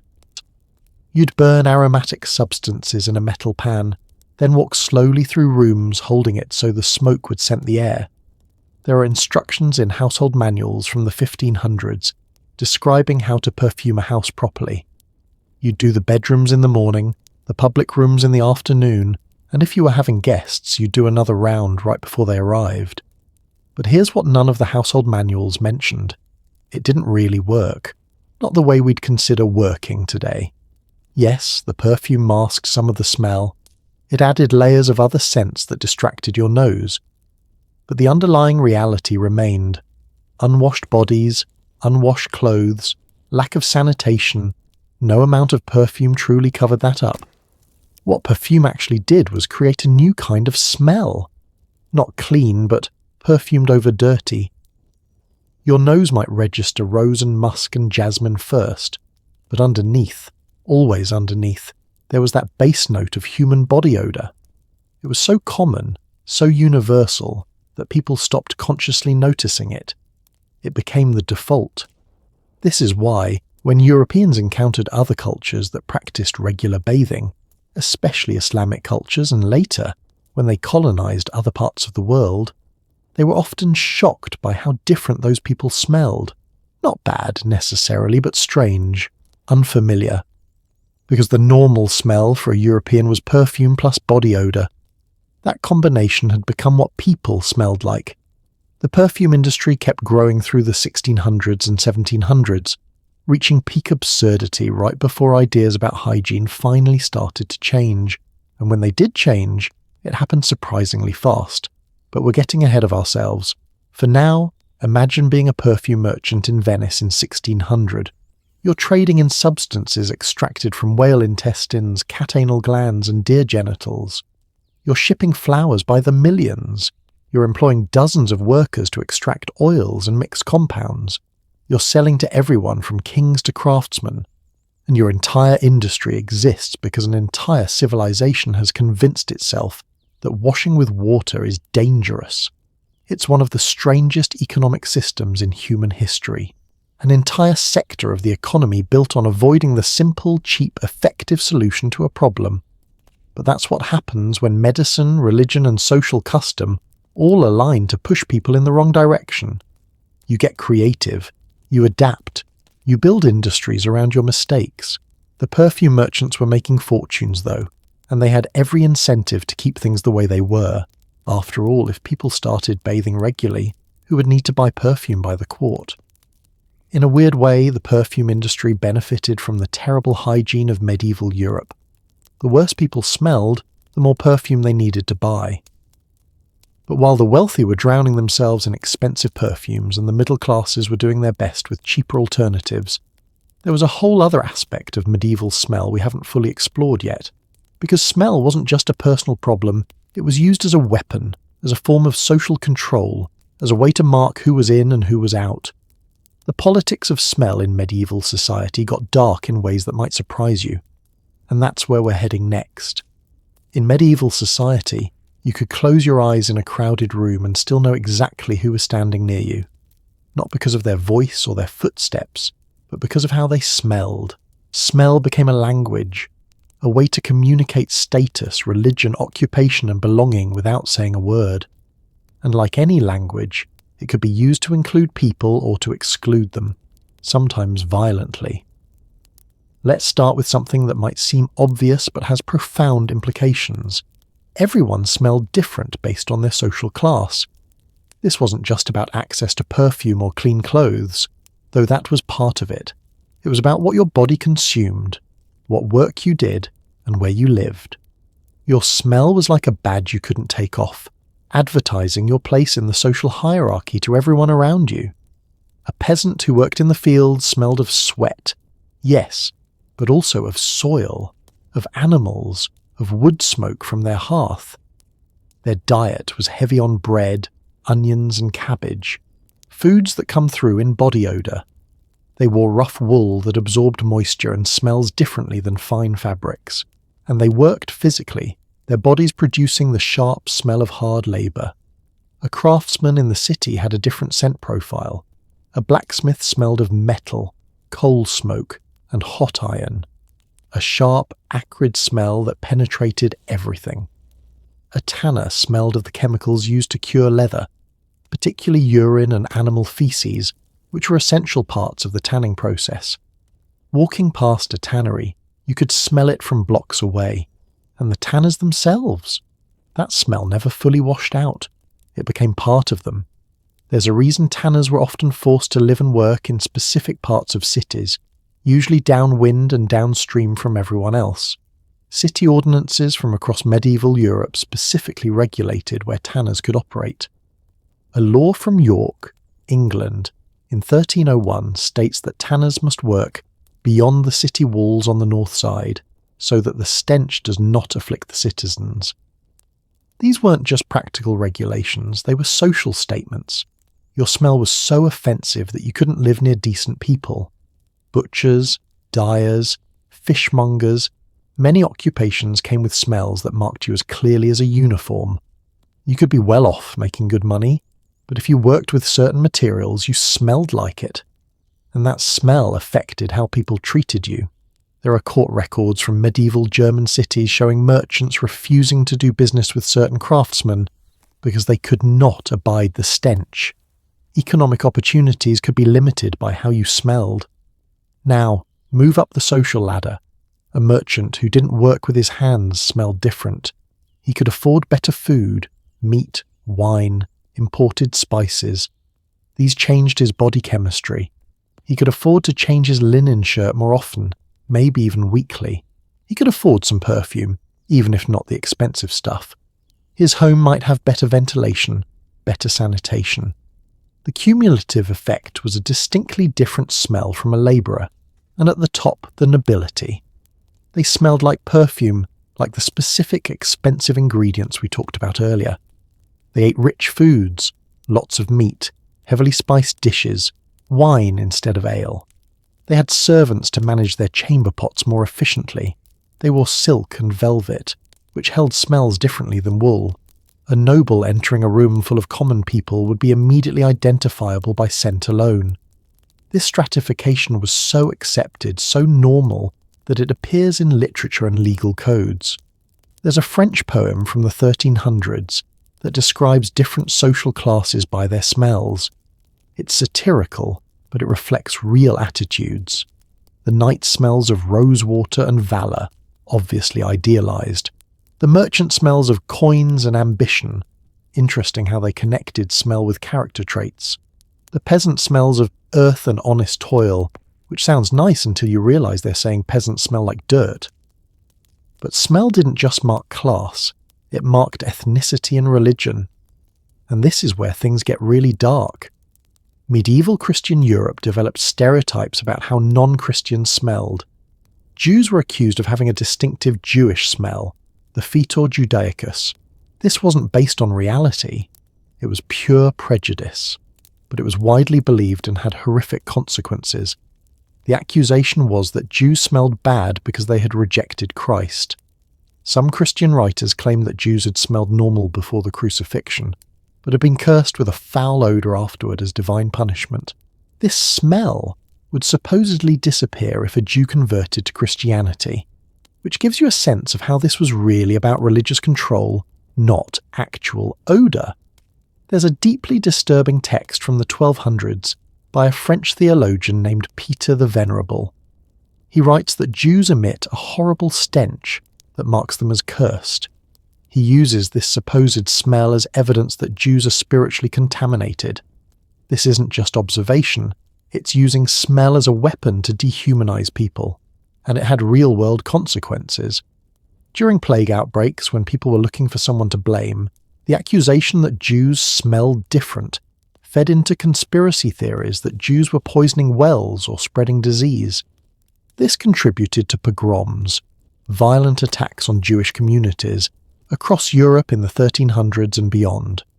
The cruel irony: Jewish religious law actually required regular ritual washing. Observant Jews bathed more frequently than their Christian neighbours. They had specific laws about cleanliness and hygiene. If anything, Jewish communities probably smelled better than Christian ones. But prejudice doesn't need facts. The accusation of Jewish smell persisted for centuries, evolving but never quite disappearing. Muslims faced similar prejudice, though the stereotype was different. Christian Europeans who encountered Muslims, particularly during the Crusades, were actually often shocked by how much Muslims bathed. Islamic law requires washing before prayer, which means practicing Muslims washed at least 5 times daily. They maintained public bathhouses throughout the Islamic world. Their cities had sophisticated water management systems. Christian crusaders arriving in the Middle East wrote about this in their letters and chronicles. Some expressed genuine surprise. One French crusader, Fulcher of Chartres, writing around 1120, describes visiting a bathhouse in Jerusalem and being amazed by the cleanliness. But instead of thinking, maybe we should bathe more, many Christians interpreted Muslim cleanliness as suspicious, foreign, un-Christian. There's a fascinating inversion here. Christians who rarely bathed viewed Muslims who bathed regularly as the strange ones. Some Christian writers even suggested that Muslim bathing practices were evidence of excessive concern with the physical world, essentially calling cleanliness a form of vanity. They twisted the logic so far that being clean was evidence of spiritual weakness. When Muslims were portrayed in medieval Christian art and literature, there was often emphasis on them using perfumes and scented oils, which they did, but it was presented as effeminate or decadent. The message was, real men don't worry about how they smell. This bizarre masculine ideal where stinking was manly persisted in some European cultures for centuries. But smell-based discrimination wasn't only about religion or ethnicity. It was also about disease and poverty. Lepers were believed to have a distinctive smell, the odour of leprosy. This was probably true. Advanced leprosy does cause tissue decay that produces odour. But the way medieval society responded tells us a lot about how smell and social control intersected. Lepers were forced to carry bells or clappers and announce themselves when approaching. They had to stay downwind of healthy people. They couldn't enter many public spaces. And while some of this was about fear of contagion, understandable even if they didn't understand how disease actually spread, much of it was about smell. Lepers were excluded partly because they smelled bad, and that smell was seen as evidence of sin or divine punishment. There's a law from Paris in 1371 that states lepers must keep themselves away from clean and healthy persons, lest they contaminate them with their stench. Notice the language, contaminate with stench, as if the smell itself was dangerous, as if keeping physical distance from a bad smell was a health measure. The same logic applied to the very poor. People living in extreme poverty, often homeless, unable to wash or change clothes, developed strong body odour. And instead of seeing this as a symptom of poverty that society should address, medieval people often interpreted it as evidence that poor people were somehow morally inferior. They smelled bad because they were bad. There are city ordinances from across medieval Europe restricting where beggars could stand or sit, often justified by complaints about their smell. A law from London in 1349 states that beggars of foul appearance and stench must stay away from churches and markets. You could be legally excluded from public spaces because of how you smelled. Think about what this meant. If you were poor, if you fell on hard times and couldn't afford to maintain even basic cleanliness, the smell that resulted could get you physically expelled from areas where you might find work, charity, or help. Smell became a trap. Poverty led to bad smell led to exclusion. Exclusion perpetuated poverty. Smell also marked criminals and outcasts. In some medieval cities, certain crimes were punished by being coated with dung or sewage, literally making the person smell terrible as part of their punishment. They'd then be paraded through the streets. The smell was the point. It was public humiliation, yes, but it also marked them for days afterward, even after the visible mess was cleaned up. The lingering odour labelled them as criminal. Women accused of sexual impropriety sometimes faced similar treatments. There are records of women being dragged through streets after being smeared with filth as punishment for adultery or prostitution. Again, the smell marked them. Everyone who encountered them would know they'd been punished, would know what they'd allegedly done. Even within the church hierarchy, smell played a role. When bishops or cardinals visited monasteries, they'd sometimes complain in their reports about the odor of sanctity some monks claimed to have. If you remember from the beginning of our story, extreme ascetics believed their unwashed bodies pleased God. But church administrators in the 1400s and 1500s were increasingly sceptical. Some visitation records bluntly state that the monks simply stink and should bathe occasionally for the dignity of the church. There's a hilarious and telling exchange recorded from 1487. A bishop visiting a monastery in Bavaria confronts the abbot about the monks' poor hygiene. The abbot insists the monks are following the examples of the Desert Fathers, embracing holy poverty and filth. The bishop responds in writing, "The Desert Fathers lived alone in caves. You live in community in a building I have to enter. Wash yourselves." Even within the church, smell politics were playing out. Courtly life had its own smell hierarchies.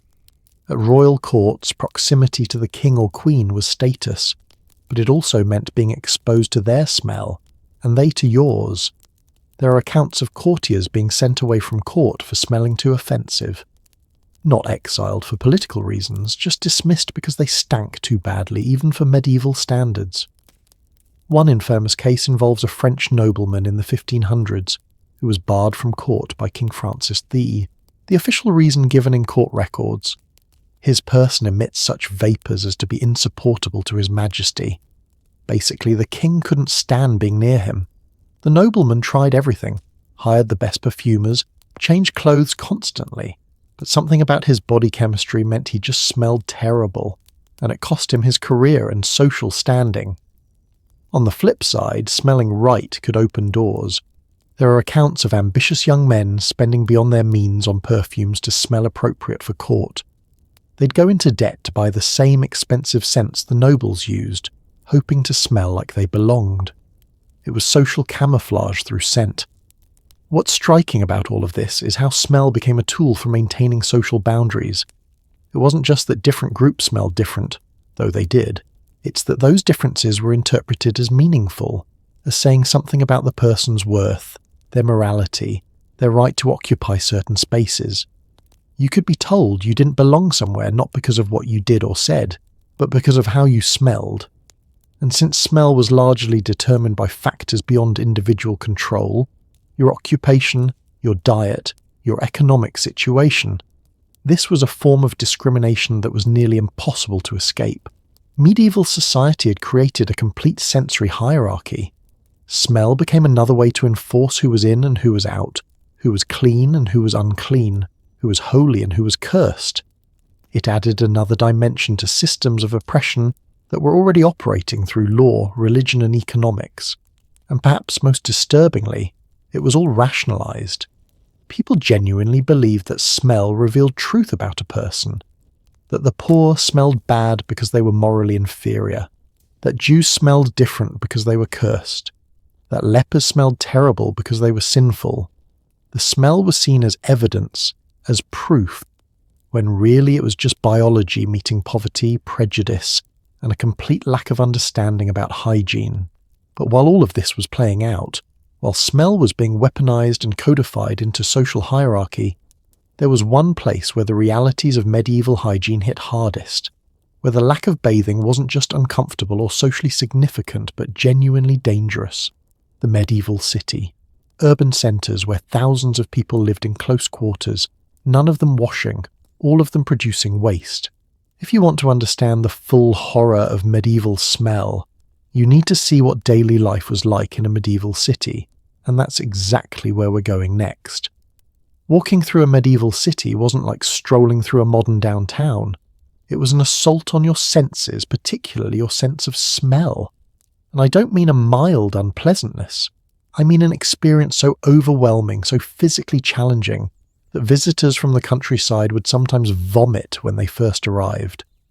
Let me paint you a picture of what daily life was actually like in these urban centres, because understanding this helps explain why people came to accept filth as normal. When you're surrounded by it constantly, when everyone lives in it, it stops seeming exceptional. Let's start with the streets themselves. In your mind, you probably picture cobblestones, maybe some dirt paths. And yes, those existed. But what was on those cobblestones? What covered those dirt paths? The answer is everything. Human waste, animal waste, food scraps, dead animals, blood from butcher shops, chemical runoff from craftsmen's workshops, and just general rotting organic matter. Medieval cities didn't have sewer systems in any meaningful sense. They had open ditches or channels running down the middle or sides of streets, and everything flowed, or more accurately oozed, toward the nearest river or stream. Here's a specific example that really drives this home. In 1357, the city of Paris conducted a survey of street conditions. They were concerned because even by medieval standards things had gotten bad. The survey recorded complaints from residents, and these complaints have survived. One resident on the Rue de la Huchette, that's near the modern Latin Quarter, complained that the street was so covered in filth that passage is impossible without boots that reach the knee.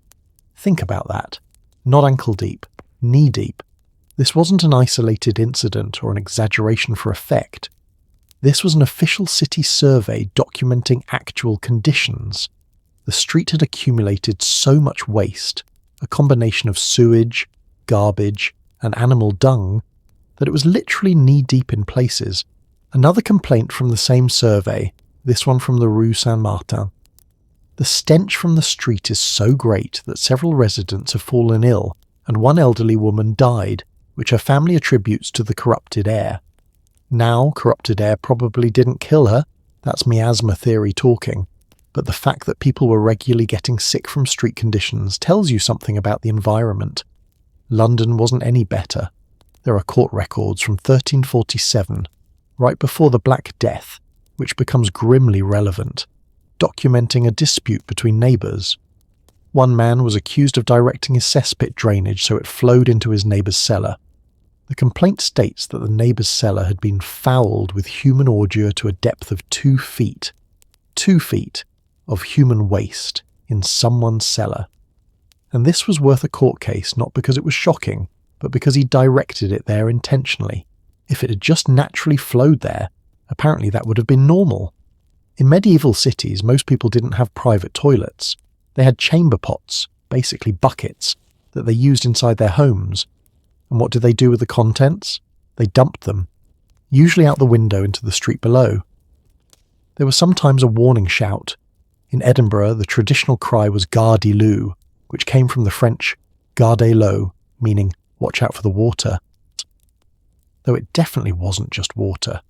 But people didn't always remember to shout. There are numerous historical accounts of pedestrians being hit by chamber pot contents. It was common enough that it appears in literature, in jokes, in court cases. In 1328, a London court recorded a case where a man sued because he'd been struck by ordure and filth thrown from a window, which had greatly befouled his clothes and person. He won compensation, which suggests this was recognised as a genuine harm, but the fact that it required a lawsuit tells you it was also common enough to need a legal framework. Some cities tried to regulate this. There are laws from multiple medieval cities requiring people to empty chamber pots only at certain times, usually after dark, and in certain designated areas. But enforcement was minimal. Even when there were fines, they were small enough that many people just paid them and continued dumping wherever convenient. Now add animals to this picture. Medieval cities were full of animals, not just dogs and cats, though there were plenty of those, most of them strays or semi-feral, but pigs, chickens, goats, and in some areas even cows. Many families kept animals for food production, and all these animals produced waste. Pigs were particularly common because they ate garbage. They were essentially living waste disposal systems. People would let pigs roam the streets eating refuse. This was encouraged in many cities because it reduced the amount of rotting garbage. But of course, the pigs then defecated in those same streets. There's a famous incident in Paris in 1131 where the future King Philip was thrown from his horse when a pig ran under the horse's legs. Philip was seriously injured and never fully recovered. After that, Paris banned pigs from running free in the streets, but that law was for Paris proper, the wealthy centre. In the outer districts and in most other cities, pigs continued to roam freely for centuries. Horses were everywhere too. They were the primary mode of transportation for anyone who could afford them, and a working horse produces about 50 pounds of manure per day. In a city like London in 1400, with an estimated population of 50,000 people and probably 5,000, 10,000 horses, you're looking at somewhere between 250,000 to 500,000 pounds of horse manure being deposited on the streets every single day.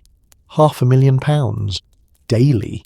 And nobody was cleaning it up. There was no municipal sanitation service. Some of the manure would be collected. It was valuable as fertilizer, but most of it just accumulated in the streets until rain washed it into the drainage channels, or until it dried out and was ground to dust by passing feet and wheels, at which point people breathed it in. Butchers made the situation even worse. In medieval cities, butchers often worked right on the main streets.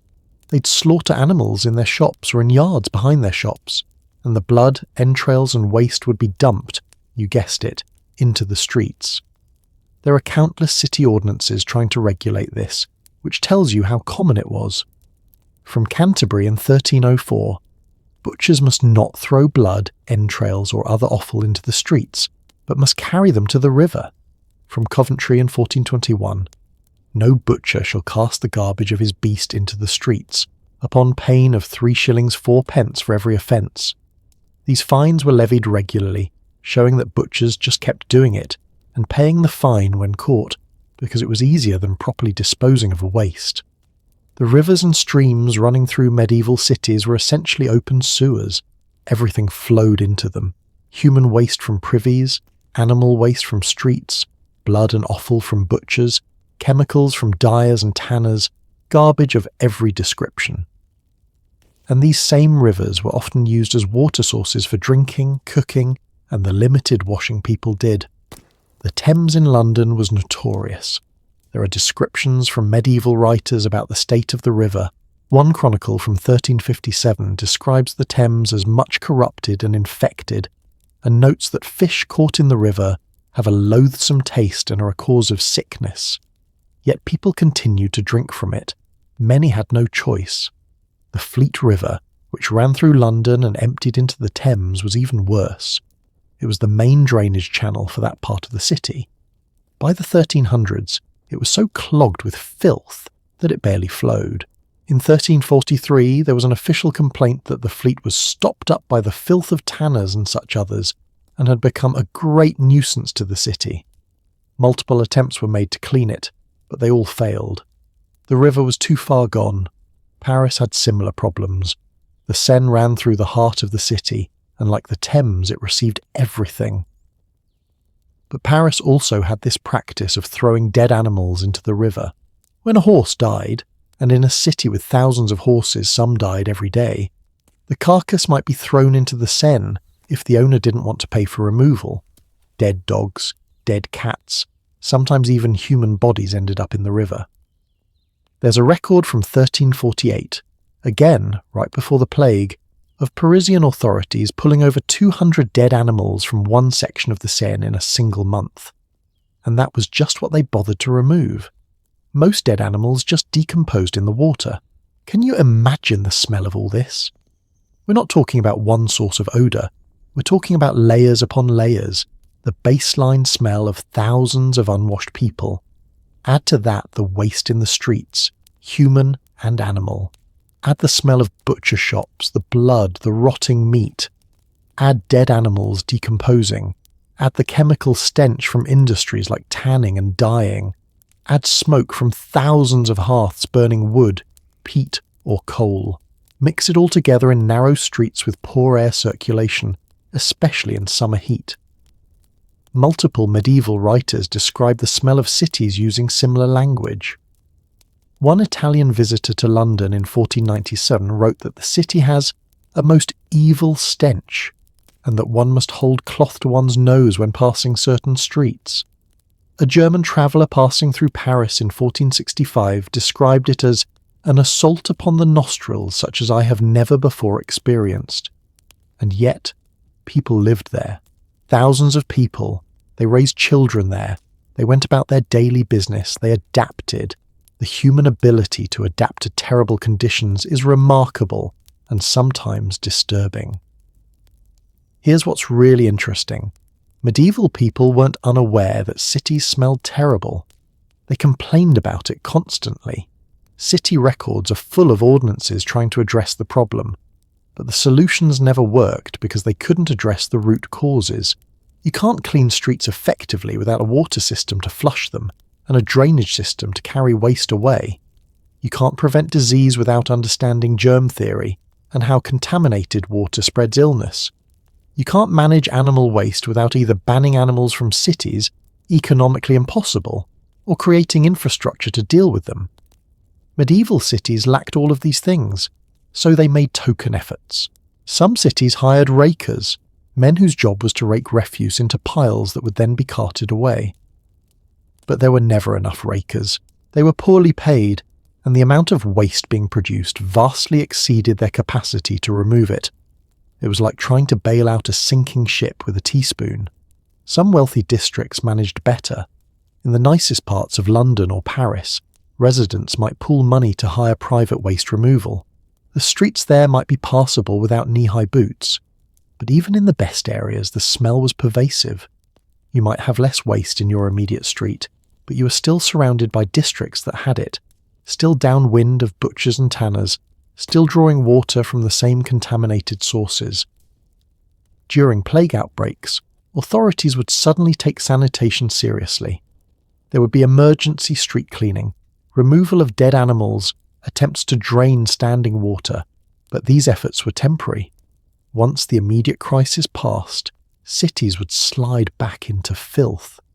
The tragedy is that some medieval people made the connection between filth and disease. They didn't understand the mechanism.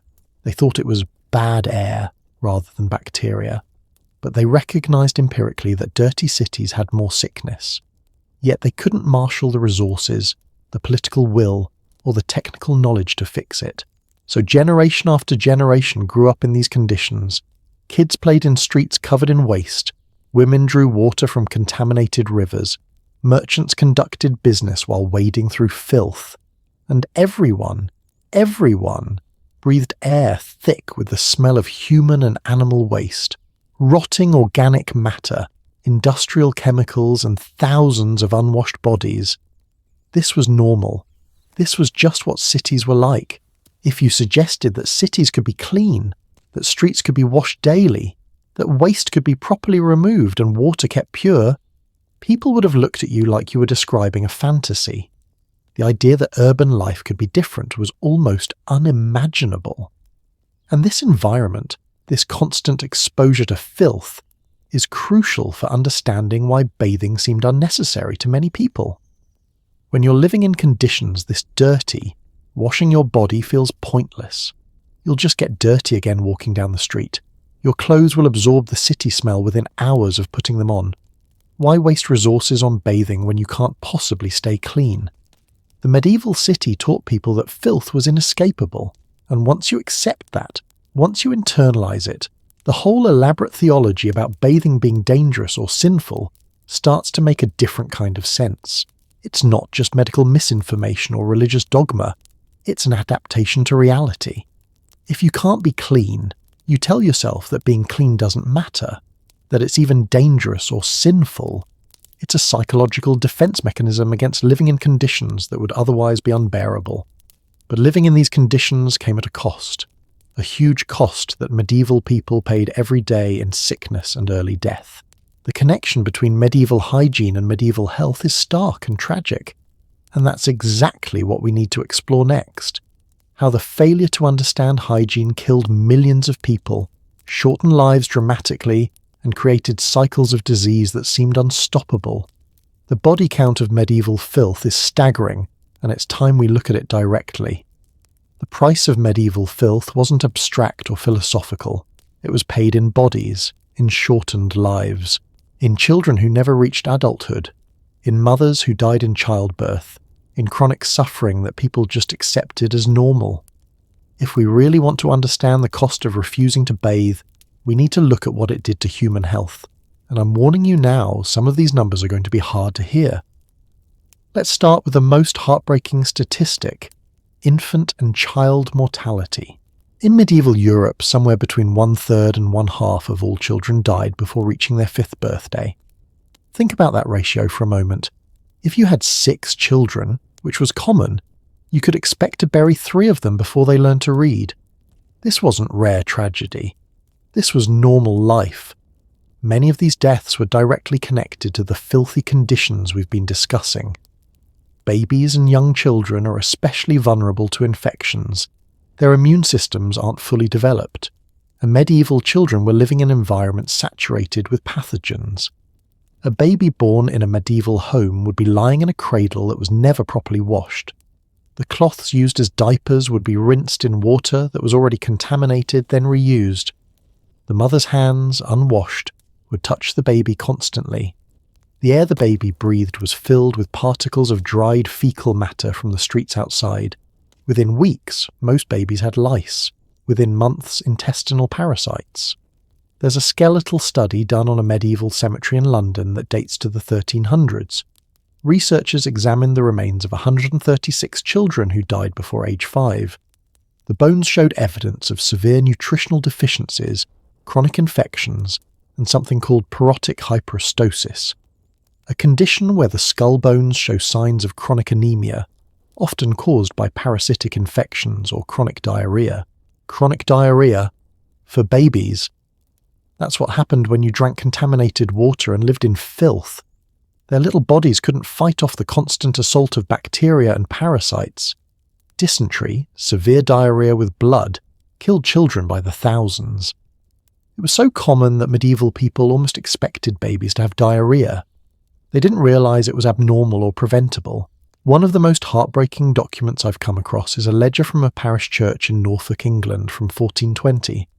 The priest recorded baptisms and burials. In that year, 42 babies were baptised.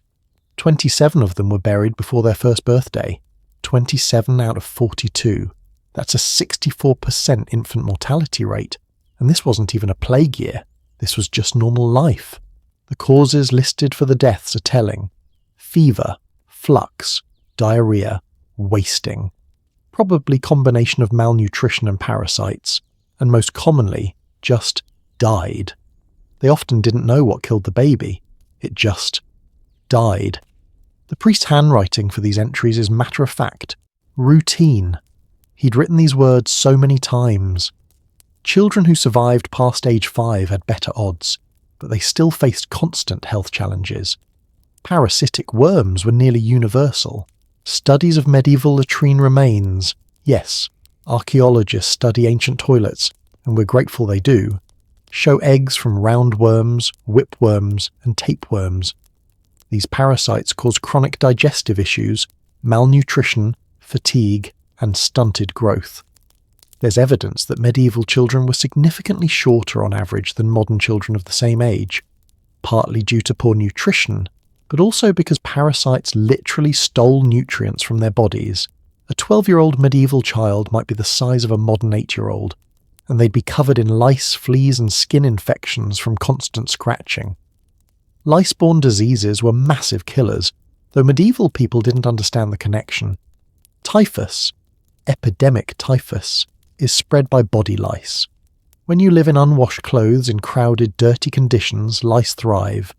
They bite you, defecate on your skin, and when you scratch, you rub their infected feces into the bite wound. That's how typhus spreads. Typhus epidemics tore through medieval armies, prisons, and poor urban neighbourhoods regularly. There's an account from a military campaign in 1489 during the Spanish siege of Granada. The Spanish army lost more soldiers to camp fever, almost certainly typhus, than to actual combat. One chronicler estimated that 17,000 soldiers died of disease compared to 3,000 in battle. The disease was so devastating that the Spanish nearly had to abandon the siege. And what causes camp fever to spread? Soldiers pack together, wearing the same unwashed clothes for months, sleeping in dirty conditions, covered in lice. If they'd been able to bathe regularly and change clothes, many of those 17,000 men would have lived. But they couldn't, so they didn't. Let's talk about childbirth, because this is where the lack of hygiene killed women at horrifying rates. Maternal mortality in medieval Europe is estimated at around 1–2%. That might not sound high until you realise what it means. If you had 5 pregnancies, below average for the time, you had about a 5 to 10% chance of dying from one of them. If you had 10 pregnancies, that risk doubled. Many of these deaths were from infections introduced during childbirth. The midwife attending you had unwashed hands. The cloths used had been rinsed in contaminated water. The room where you gave birth might have been cleaned, but cleaned by medieval standards. After birth, you'd be in bed for days or weeks, often developing what was called childbed fever, puerperal sepsis, a bacterial infection of the uterus. We have records from medieval hospitals attached to monasteries. One from the Hôtel Dieu in Paris, a major hospital, recorded in 1500 that of 250 women who gave birth there that year, 47 died within 2 weeks of delivery. That's an 18.8% maternal mortality rate, nearly 1 in 5. And this was at a hospital, presumably with more resources than a home birth. The irony is cruel. Hospitals, where sick people gathered, were often more dangerous than staying home because of the concentration of disease. But at least the hospital records were kept, so we know what happened. For the women who died at home, we often have no record at all. Skin diseases were endemic. When you never fully wash your body, when you live in clothes that are rarely cleaned, your skin becomes a breeding ground for problems. Scabies, caused by tiny mites that burrow into your skin, was so common that it was just considered normal. The intense itching, the rashes, the secondary infections from scratching. People lived with this constantly. There are medieval medical texts with entire sections on treating skin conditions. One English manual from 1450 lists over 30 different skin ailments and their treatments. The treatments, usually herbal poultices or prayers, rarely worked because they didn't address the cause. The cause was that people were filthy and stayed filthy. Fungal infections thrived. Athlete's foot, ringworm, various rashes and inflammations, all common, all chronic, all basically untreatable with medieval medicine. People just itched, constantly, for their entire lives. And then there are the parasites we haven't discussed yet. Bedbugs were universal in medieval homes. They lived in the straw mattresses people slept on, in the wooden bed frames, in cracks in walls. At night they'd emerge and feed on sleeping humans. The bites caused inflammation, itching, and could transmit diseases. There was no way to eliminate them without burning your entire bed, which most people couldn't afford to do. Fleas were everywhere. On your body, in your clothes, in your bedding, on your pets, in your hair. They bit constantly. Some people developed such severe reactions to flea bites that they had permanent scarring. Fleas also carried diseases. We've mentioned plague, but there were others too. Dental health deserves its own moment of horror. Medieval people didn't have toothbrushes in any modern sense. Some used cloths to wipe their teeth. Some used twigs. Many did nothing. Combined with a diet that could be quite sugary. Honey was the main sweetener, used liberally by those who could afford it. Teeth rotted quickly. By age 30, many people had lost multiple teeth. By 40, it wasn't uncommon to have lost most or all of your teeth. Dental abscesses, infected teeth, were common and excruciatingly painful. Sometimes the infection would spread, causing facial swelling, fever, and death. Yes, people died from tooth infections that today we'd treat with a simple course of antibiotics. There's a skeletal study from a medieval cemetery in York that examined teeth from over 400 individuals. The researchers found that 93% showed evidence of tooth decay. 93%. And about 40% had abscesses or severe infections. The pain these people lived with must have been constant. Bad teeth also affected nutrition. If you can't chew properly, you can't eat many foods. This led to further malnutrition, which weakened the immune system, which made people more susceptible to disease. It was a vicious cycle. Chronic respiratory problems were nearly universal in cities. Remember all that smoke we talked about, from hearths, from workshops, from just the general fire use of a pre-modern city. People were breathing that constantly, combined with living in damp, poorly ventilated homes and wearing wet or moist clothing. Respiratory infections were constant. Bronchitis, pneumonia, tuberculosis, all common. Tuberculosis in particular was a massive killer. It's estimated that TB killed about 1 in 4 people in medieval European cities. 1 in 4. It spread easily in crowded, dirty conditions where people lived in close quarters and had weakened immune systems from poor nutrition and constant illness. The cumulative effect of living in filth was that most medieval people were chronically unwell. They might not be sick enough to be in bed, but they weren't healthy either. They had low energy, frequent minor illnesses, chronic pain from various conditions, and they just accepted it as normal. The idea that you could feel genuinely well most of the time, that your body could be strong and energetic, for many medieval people that was simply unknown. Life expectancy numbers tell the story. If you survive childhood, and that's a big if, you might live to your late 30s or early 40s on average. Nobility with better food and living conditions might make it to 50 or 60. But common people, dying in your 30s was typical. Dying in your 20s wasn't unusual. Compare that to Roman times, when wealthy Romans with access to those bathhouses we discussed earlier could regularly live into their 60s or 70s. The medieval period saw a dramatic decrease in life expectancy in part because hygiene had collapsed. There's a concept in public health called disease burden, the cumulative impact of all health problems on a population. Medieval Europe had an enormous disease burden.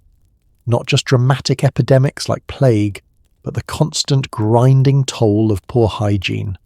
Dysentery, typhus, skin infections, parasites, dental abscesses, respiratory diseases, complications in childbirth, malnutrition exacerbated by parasites, infections from minor wounds that never healed properly. Each individual problem might not be immediately fatal, but together they created a population that was perpetually sick, dying young and suffering constantly. And almost all of it could have been prevented with basic hygiene. Washing hands, cleaning water, bathing regularly, wearing clean clothes, properly disposing of waste.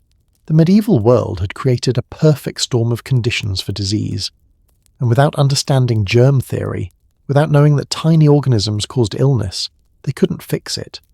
They saw the suffering, they saw the death, but they interpreted it through the lens of humoral theory, divine punishment, corrupted air, anything but the truth. Here's perhaps the most tragic aspect. Some medieval people lived longer, healthier lives, and there was a pattern to who they were. Monks and nuns in well-run monasteries, despite their sometimes extreme asceticism, often lived longer than lay people. Why? Because monasteries had better sanitation, more regular meals, some isolation from urban filth, and structured routines.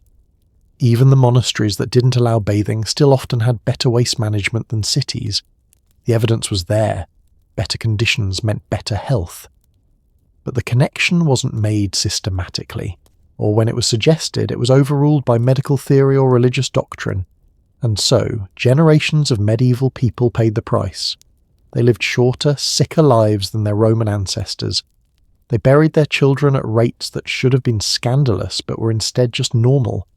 They suffered from preventable diseases. They died from infections that basic hygiene would have avoided. The body count of medieval filth is staggering when you add it up. Not just the dramatic plague deaths that grab headlines in history books, but the steady, relentless toll of poor hygiene killing people every single day. The babies with dysentery, the mothers with childbed fever, the children with typhus, the adults with TB. The elderly, or not even elderly, just 40-year-olds, dying from complications of chronic illness. But you know what's fascinating? Even with all this death, even with all this suffering, medieval society continued. People adapted. They normalized it. They built elaborate systems, medical, religious, social, to explain and cope with their reality rather than change it. And in one particular cultural sphere, this adaptation reached its peak. There were entire groups of people who not only accepted filth but elevated it, who created theologies and philosophies around holy suffering and sacred stench. We touched on this at the very beginning with St. Agnes, but there's so much more to this story. The cult of holy filth deserves a deeper look, because understanding it shows us how humans can rationalize almost anything when it's all they've ever known. When you're surrounded by death and suffering, when children die regularly and sickness is constant, humans have two choices: despair or meaning-making. Medieval Christianity chose meaning-making in a particularly fascinating way. It took the filth that everyone lived in, the suffering that seemed inescapable, and transformed it into something sacred. The theology of holy filth became so sophisticated, so elaborate, that it created an entire framework where not bathing wasn't just acceptable, but actually brought you closer to God. At the centre of this theology was a concept called the Odor of Sanctity. The belief was this: truly holy people, when they died, or sometimes even while living, would emit a sweet, pleasant smell instead of the normal smell of death or body odour. This miraculous fragrance was a sign that God was present, that this person's soul was pure. Now here's where it gets psychologically interesting. Medieval people were surrounded by terrible smells constantly. Dead bodies, especially, smelled horrific. But when a person who was considered holy died, witnesses would sometimes report smelling roses, or lilies, or some indefinable sweetness. Was this real? Were they experiencing some kind of mass hallucination? Or were they so invested in believing this person was holy that their brains literally interpreted the smell differently? There are dozens of documented cases. St. Rose of Viterbo, who died in 1251, was said to emit a fragrance sweeter than any earthly flower from her corpse. Her body was preserved without embalming, which might tell us about natural mummification in certain conditions, and pilgrims visiting her remains for years afterward reported smelling this sweet odour. St. Catherine of Siena, who died in 1380, was famous for this phenomenon. Multiple witnesses, including her confessor Raymond of Capua, testified that her body gave off an indescribably beautiful fragrance after death. Raymond wrote a detailed hagiography where he describes people crowding around her corpse not in horror but in devotion, because of this miraculous smell. But here's the twist in the theology. To achieve this miraculous sweet smell in death, you had to embrace foul smells in life. The worse you smelled while alive, the more you rejected bodily comfort and cleanliness, the sweeter you'd smell when you died. It was a transaction, a spiritual economics. Suffer now. Smell like roses later. This created a hierarchy of holiness based partly on how much filth you could endure. And I'm not talking about just passively being dirty. I'm talking about actively seeking out the most disgusting situations as proof of devotion. Let me tell you about St. Catherine of Genoa, a different Catherine, who lived in the late 1400s. She worked in a hospital which was already considered holy work. But Catherine took it further. She specifically sought out patients with the most repulsive conditions: rotting sores, gangrenous wounds, conditions that made other caregivers gag, and she would clean their wounds with her bare hands, sometimes even kissing their sores as an act of devotion. Her biographer describes one incident in detail. A patient had a cancerous breast wound that was putrefying, the smell so awful that nurses avoided that room. Catherine went in, cleaned the wound, and according to the account, placed her mouth upon the wound and sucked out the corruption. She then supposedly thanked God for allowing her to overcome her natural revulsion. Is this story true? I don't know. It appears in her official hagiography, written by her confessor. But whether it literally happened or not, the fact that it was written down and held up as exemplary tells us everything about what medieval Christianity valued. Embracing filth, conquering your disgust, was seen as conquering your attachment to the physical world. St. Margaret of Cortona, who lived in the late 1200s, had a similar reputation. After converting to religious life, she apparently lived in a cell where she rarely cleaned. Her biographer proudly notes that she allowed vermin to inhabit her clothing and bed, offering these discomforts to God. She developed skin conditions from the filth, but refused treatment, seeing the suffering as purifying. What strikes me about these stories is how they were recorded and circulated. These weren't cautionary tales, they were instruction manuals. Young people entering religious life would read these hagiographies and think, that's what true holiness looks like. That's what I should aspire to. The theology went deeper than just individual asceticism. There was a whole framework explaining why filth was spiritually valuable. The body, they taught, was fallen, corrupt, a result of original sin. Every comfort you gave your body, including cleanliness, reinforced its hold over your soul. By deliberately making your body uncomfortable, by surrounding it with filth and stench, you were asserting your soul's dominance over your flesh. Thomas Aquinas, one of the most influential theologians in Catholic history, wrote about this in the 1200s. He didn't explicitly say, don't bathe, but he wrote extensively about the mortification of the flesh being necessary for spiritual advancement. He argued that physical discomfort redirected your attention from earthly to heavenly things. His writings were taught in every university in Europe. Generations of educated people learned this framework, and it wasn't just Catholics. After the Protestant Reformation in the 1500s, many Protestant groups developed their own versions. Puritan preachers in England and later in America preached against excessive cleanliness as vanity.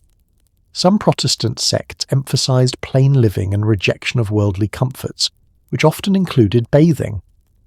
There's a Puritan diary from Massachusetts in the 1600s, written by a man named Samuel Sewall, where he records feeling guilty after taking a bath because he'd indulged the flesh unnecessarily. A bath made him feel spiritually compromised. Let that sink in. The act of washing made him feel he'd sinned. The theology of suffering as holiness created some genuinely disturbing practices. Hair shirts, shirts made of coarse animal hair worn next to the skin, were common among the devout.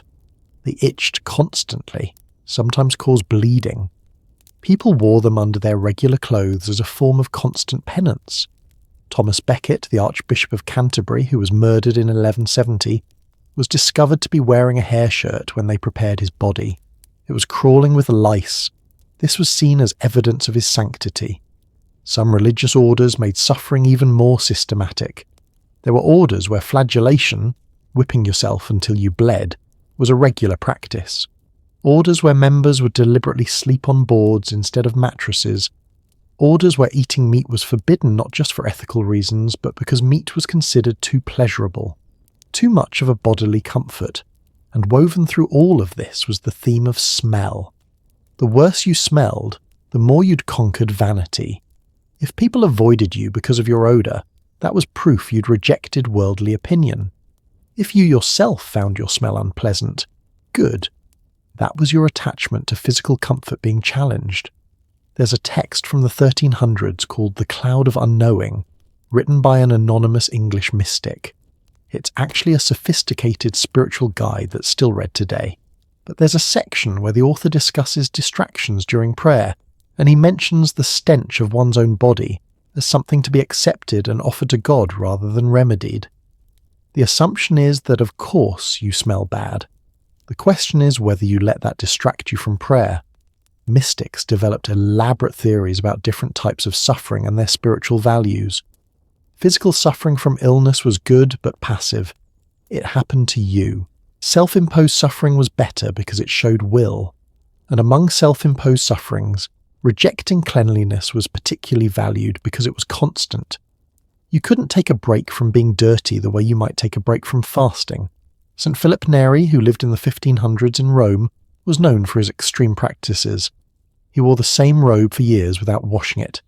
He ate food that had been deliberately allowed to spoil slightly. He slept in a room that he never cleaned. And people considered him so holy that when he died, hundreds of people fought to touch his body or take pieces of his clothing as relics. The Vatican investigated his life for canonization, the process of officially making someone a saint. The investigators documented all his practices, including his rejection of cleanliness, and concluded these were evidence of his sanctity. He was canonized in 1622. The church officially approved his lifestyle as exemplary. But here's what really shows how deep this theology went. It wasn't just extreme mystics and saints. It filtered down to ordinary believers. Parish priests would preach sermons about vanity and pride, using cleanliness as an example of worldly concern. Confession manuals, books that priests used to guide confession, listed excessive attention to one's appearance as a sin. And appearance included cleanliness. There's a confession manual from Spain, published in 1526, that includes a section asking penitents if they have bathed unnecessarily or taken excessive care with the cleanliness of their person. The assumption is that some level of cleanliness is acceptable. You can't be so filthy that you disturb others, but going beyond that minimum is spiritually questionable. Mothers teaching their daughters, fathers teaching their sons, would pass along these attitudes. Don't be vain. Don't fuss over your appearance. Physical beauty and cleanliness are distractions from spiritual truth. God doesn't care how you smell. He cares about your soul. And for poor people who couldn't afford to be clean anyway, this theology was almost comforting. It reframed their poverty as potentially virtuous. You're not dirty because you're poor, or rather you are, but that might actually make you more pleasing to God than the perfumed nobles. It inverted the social hierarchy, at least spiritually. The theology of holy filth reached its peak probably in the 1500s and early 1600s. By then, you had centuries of accumulated saints' lives all emphasizing this theme. You had it taught in churches, in universities, in homes. You had artistic representations, paintings of saints showing them in deliberately shabby, dirty clothing as a symbol of their holiness. You had a complete cultural framework that made sense of suffering by sanctifying it. But theology and lived reality don't always align perfectly, and there's evidence that even in the Middle Ages, even at the height of holy filth theology, there was a gap between what people preached and what they actually wanted. Even the most devout sometimes struggled with the reality of living in filth, and there were always people, sometimes in surprising places, who questioned whether this was really what God wanted. That tension between ideology and reality, between what people said they believed and how they actually lived, that's where cracks started to appear in the medieval hygiene system. Small at first, barely noticeable. But over time, those cracks would widen. Things were going to change, though it would take centuries and would require completely new ways of thinking about the body, about disease, about what it meant to be human. And interestingly, some of those changes would come from the most unexpected place. The Islamic world, where bathing had never stopped being normal. That contrast, and what happened when these two worlds collided, that's a story worth exploring. While Christian Europe was embracing filth as holiness, just across the Mediterranean and stretching east to Persia and beyond, an entirely different civilization was doing the opposite. The Islamic world never stopped bathing. And when these two worlds collided, particularly during the Crusades, the culture shock went both ways. But perhaps more fascinating is what Christians thought when they encountered people who bathed daily, and still seemed to be thriving, both physically and spiritually. Islamic cleanliness wasn't just cultural preference, it was religious law. The Quran and Hadith, the sayings and practices of Prophet Muhammad, contain explicit, detailed requirements about hygiene. Muslims are required to perform ritual washing called wudu before each of the 5 daily prayers. This involves washing hands, mouth, nose, face, arms, head, and feet in a specific sequence. That's at minimum 5 times per day, every single day, that practicing Muslims were washing significant portions of their bodies. Beyond that, there's ghusl, full body washing, required after certain activities like sexual intercourse, menstruation, or childbirth. And there are hadith encouraging Muslims to bathe on Fridays before communal prayers. Let me be clear about what this meant in practice. An average Muslim in medieval Cairo, Baghdad, or Cordoba was washing parts of their body at least 5 times daily, and taking full baths at least weekly, often more. Compare that to a Christian in Paris or London who might bathe once a year, if that. The infrastructure to support this existed throughout the Islamic world. Hammams, public bathhouses were everywhere, and I mean everywhere. In 10th century Baghdad, there were reportedly over 10,000 public bathhouses. 10,000 in one city. Cordoba in Islamic Spain had hundreds of public baths. Even small towns would have at least one hammam. These weren't the ruins of Roman baths being repurposed. These were newly built facilities, constantly maintained and improved. The architectural sophistication was remarkable. Hammams had hot rooms, warm rooms, and cold rooms, just like Roman baths, but with refinements.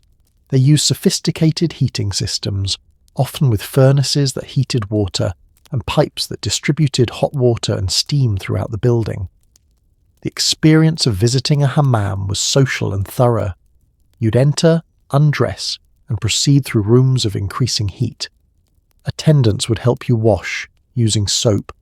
Yes, soap was common and affordable in the Islamic world, and scrub your skin with rough mitts that removed dead skin cells.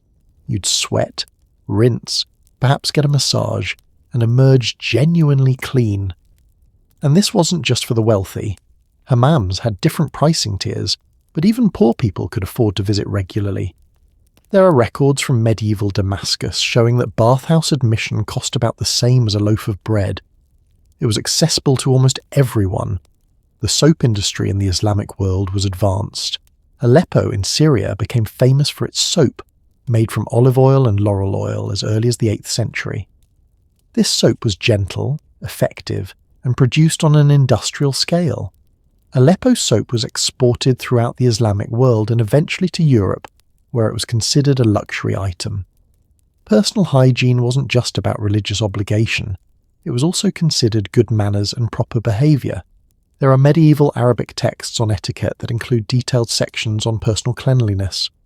One manual from the 11th century advises cleaning your teeth daily with a miswak, a teeth-cleaning twig that's actually quite effective, washing your hands before and after meals, keeping your nails trimmed, and removing body hair regularly.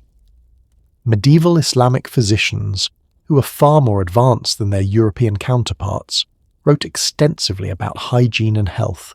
Avicenna, who lived from 980 to 1037 and whose medical text, the Canon of Medicine, was the standard medical textbook for centuries, dedicated entire sections to the health benefits of bathing, proper waste disposal, and clean water.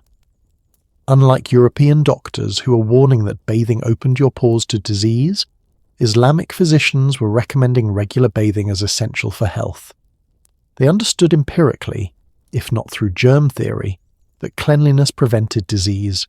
Hospitals in Baghdad, Cairo, and Damascus had washing facilities for patients. The idea of treating sick people in clean conditions was standard practice.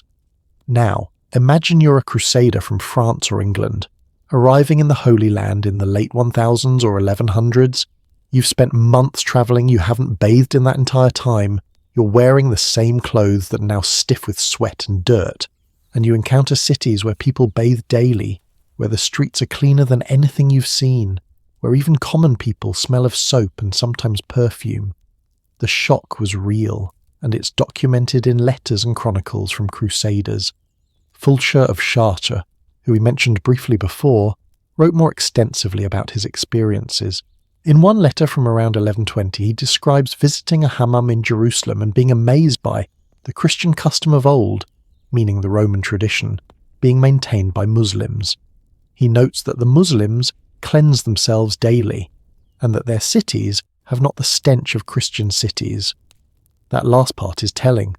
He's admitting that Christian cities stink and Muslim cities don't. But rather than thinking, maybe we should bathe more, many crusaders interpreted Muslim cleanliness as strange, foreign, possibly even sinful. Usama ibn Munkid, a Muslim Syrian nobleman and warrior who lived through the Crusades, wrote a memoir in the 1180s that includes his observations of the Frankish Crusaders, and his comments about their hygiene are unflattering. He describes the Crusaders as having no sense of cleanliness and being like animals in their habits. In one famous passage, he describes encountering a Frankish knight who hadn't washed in months, and the smell was so overwhelming that Osama had to stand upwind during their conversation. but Osama also notes something interesting.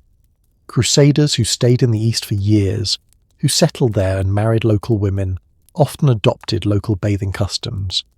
He describes Frankish families who had been in the East for a generation and had built private bathhouses in their homes. They'd gone native, at least hygienically. This terrified the church authorities back in Europe. There are letters from popes and bishops warning crusaders against adopting Saracen customs, specifically mentioning bathing. The concern was that if Christian knights started bathing regularly like Muslims, it would blur the cultural boundaries that separated Christian from infidel. Cleanliness became weaponized as part of cultural identity.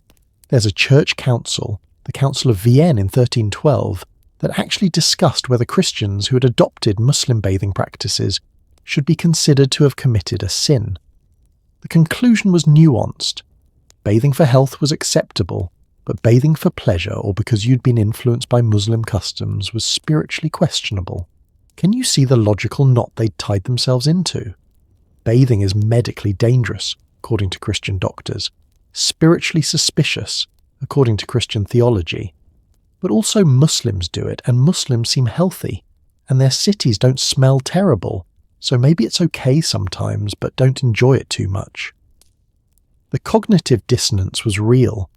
European travellers to the Islamic world consistently reported on the cleanliness they encountered. They admired the bathhouses, the clean streets, the fact that even poor Muslim cities were more pleasant than wealthy European ones.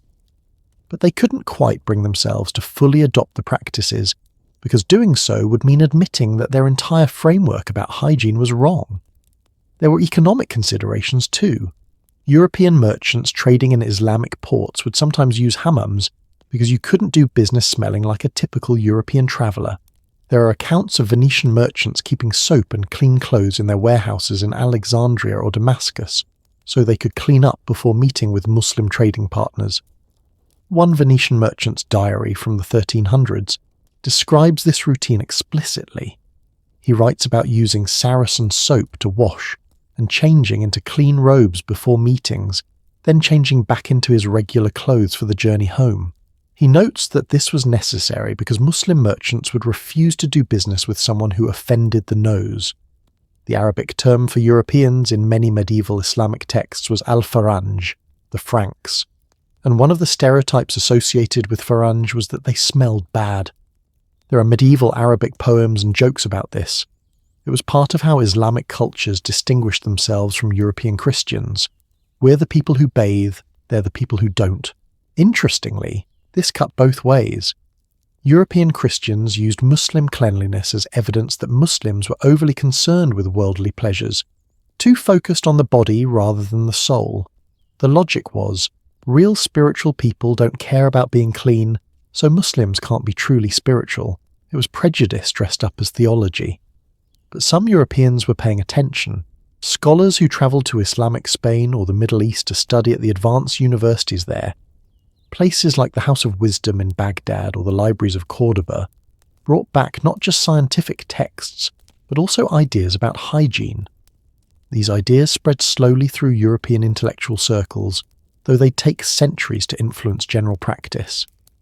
Medical texts translated from Arabic to Latin started appearing in European universities in the 1100s and 1200s, and these texts had very different advice about bathing than traditional European medical theory. They recommended washing, clean water, proper sanitation. European physicians reading these texts faced a choice: trust the authorities they'd always learned from, or consider that maybe the Arabic physicians had better information. Most chose tradition, but a few began to quietly suggest that perhaps bathing wasn't as dangerous as everyone thought. These suggestions were controversial and often went unheeded, but they planted seeds. The Mongol invasions in the 1200s created another point of contact. The Mongol Empire at its height stretched from China to Eastern Europe, and it brought different cultures into contact. Mongols had their own bathing practices, including steam baths similar to saunas, and as they conquered Islamic territories, they adopted hammam culture enthusiastically. European envoys travelling to the Mongol courts would pass through regions where bathing was normal, and see that people who bathed regularly weren't dropping dead from open pores or humoral imbalances. It was hard to ignore that evidence entirely. By the late Middle Ages, there was this fascinating situation where European elites increasingly knew that cleanliness was possible and even beneficial, but the cultural and religious framework of their own civilization made it difficult to adopt widely. It was like knowing the answer to a test but not being allowed to write it down. Some nobles who had travelled extensively began installing private bathhouses in their castles. These were usually described as being for medicinal purposes. You weren't bathing for pleasure or cleanliness, you were bathing for health under doctor's orders. This semantic distinction made it acceptable, but the broader population continued as before. The theology of holy filth, the medical warnings, the economic barriers, all of these kept most people from bathing regularly. The exception of the Islamic world proved that cleanliness was possible, that people could bathe daily without dying, that cities could be clean. But European Christian civilization couldn't or wouldn't make the changes necessary to replicate that.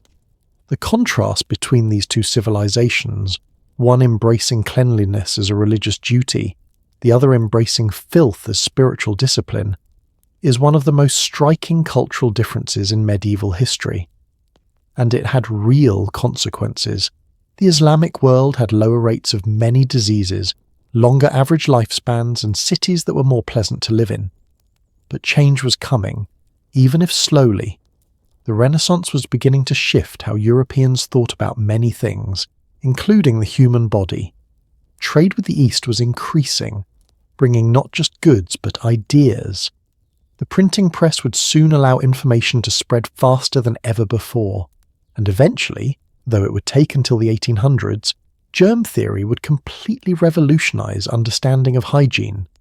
The transition from medieval filth to modern cleanliness didn't happen overnight. It was gradual, uneven, and involved completely rethinking fundamental assumptions about the body, health, and what it meant to be civilized. That transformation, how Europe finally started to bathe again, is a story of scientific revolution, social change, and the slow, difficult process of admitting that maybe, just maybe, the way things had always been done was completely wrong. And that's exactly where we're heading next.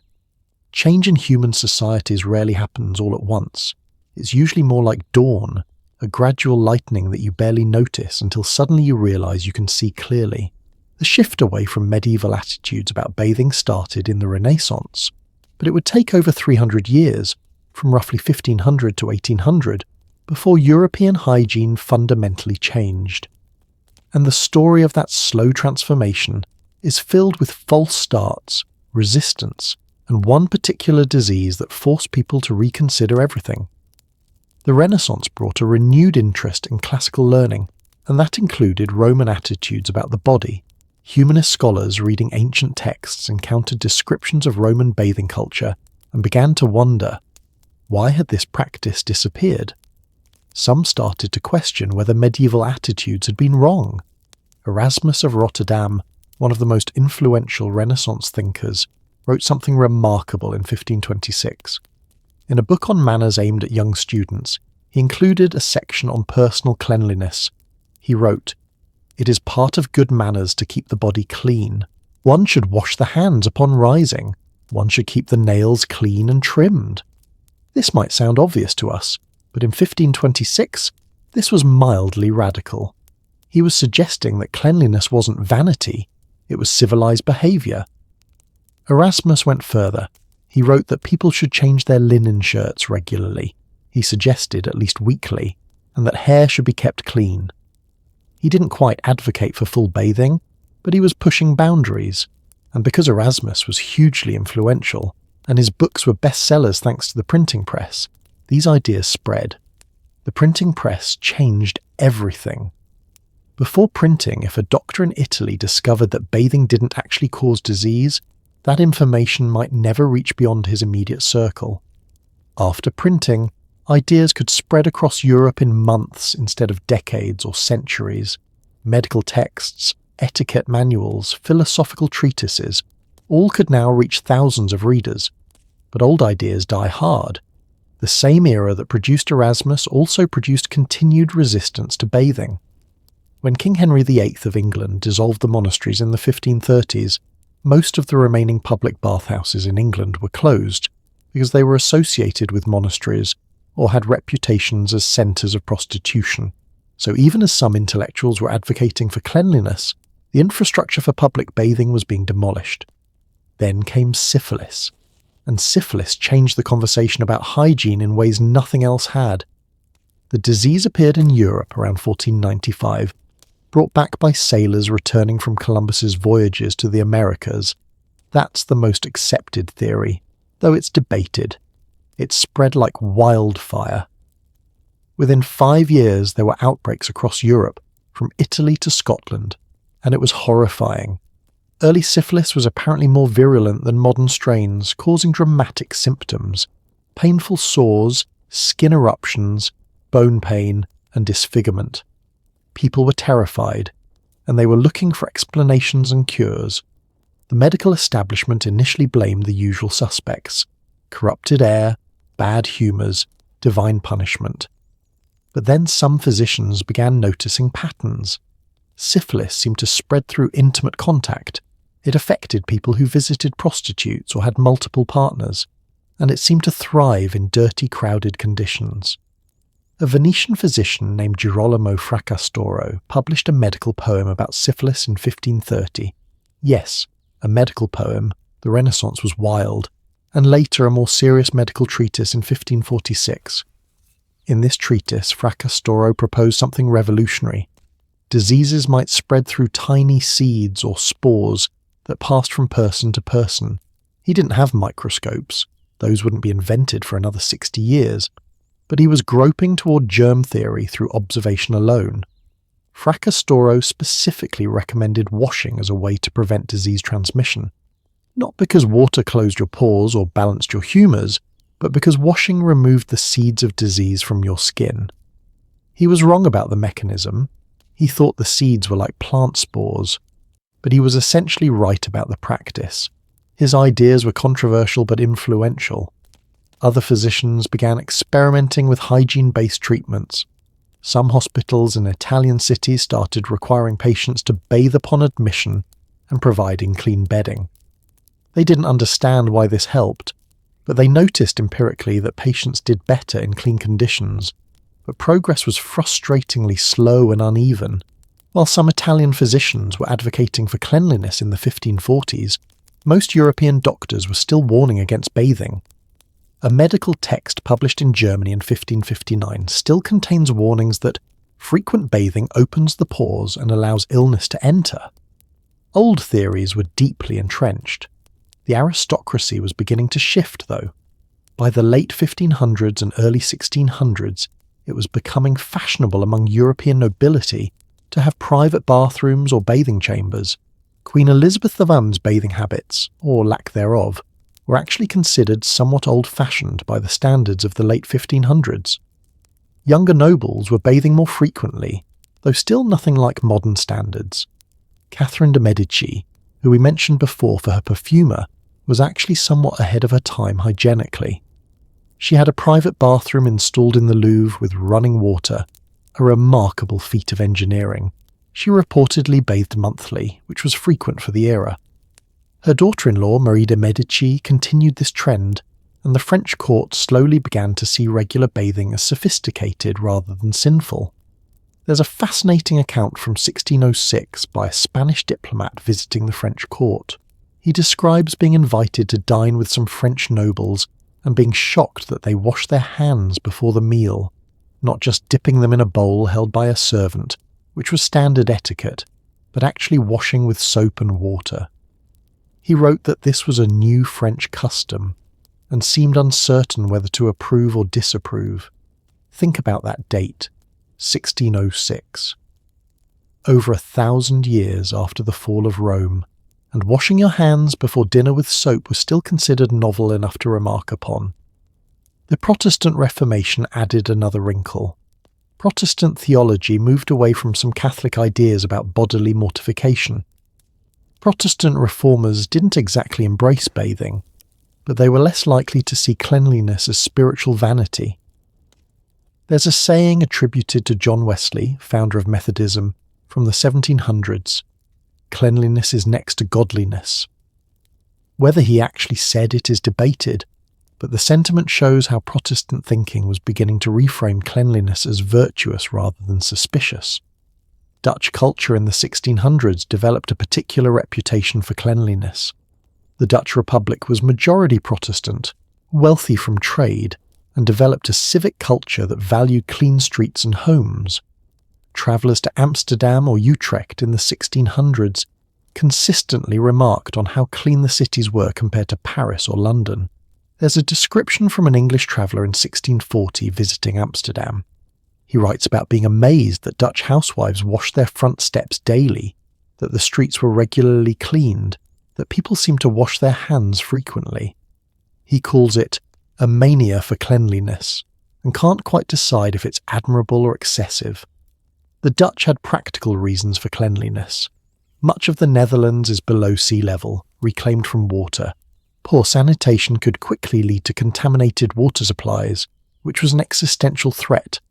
So Dutch cities invested heavily in water management, waste removal, and cleanliness, and the culture adapted to value these practices. By the late 1600s, you could see a divide emerging in Europe.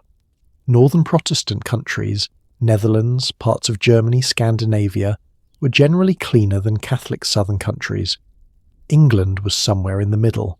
This wasn't purely about theology, but theology had influenced cultural attitudes, which influenced practices. The development of indoor plumbing for the wealthy was another slow step forward.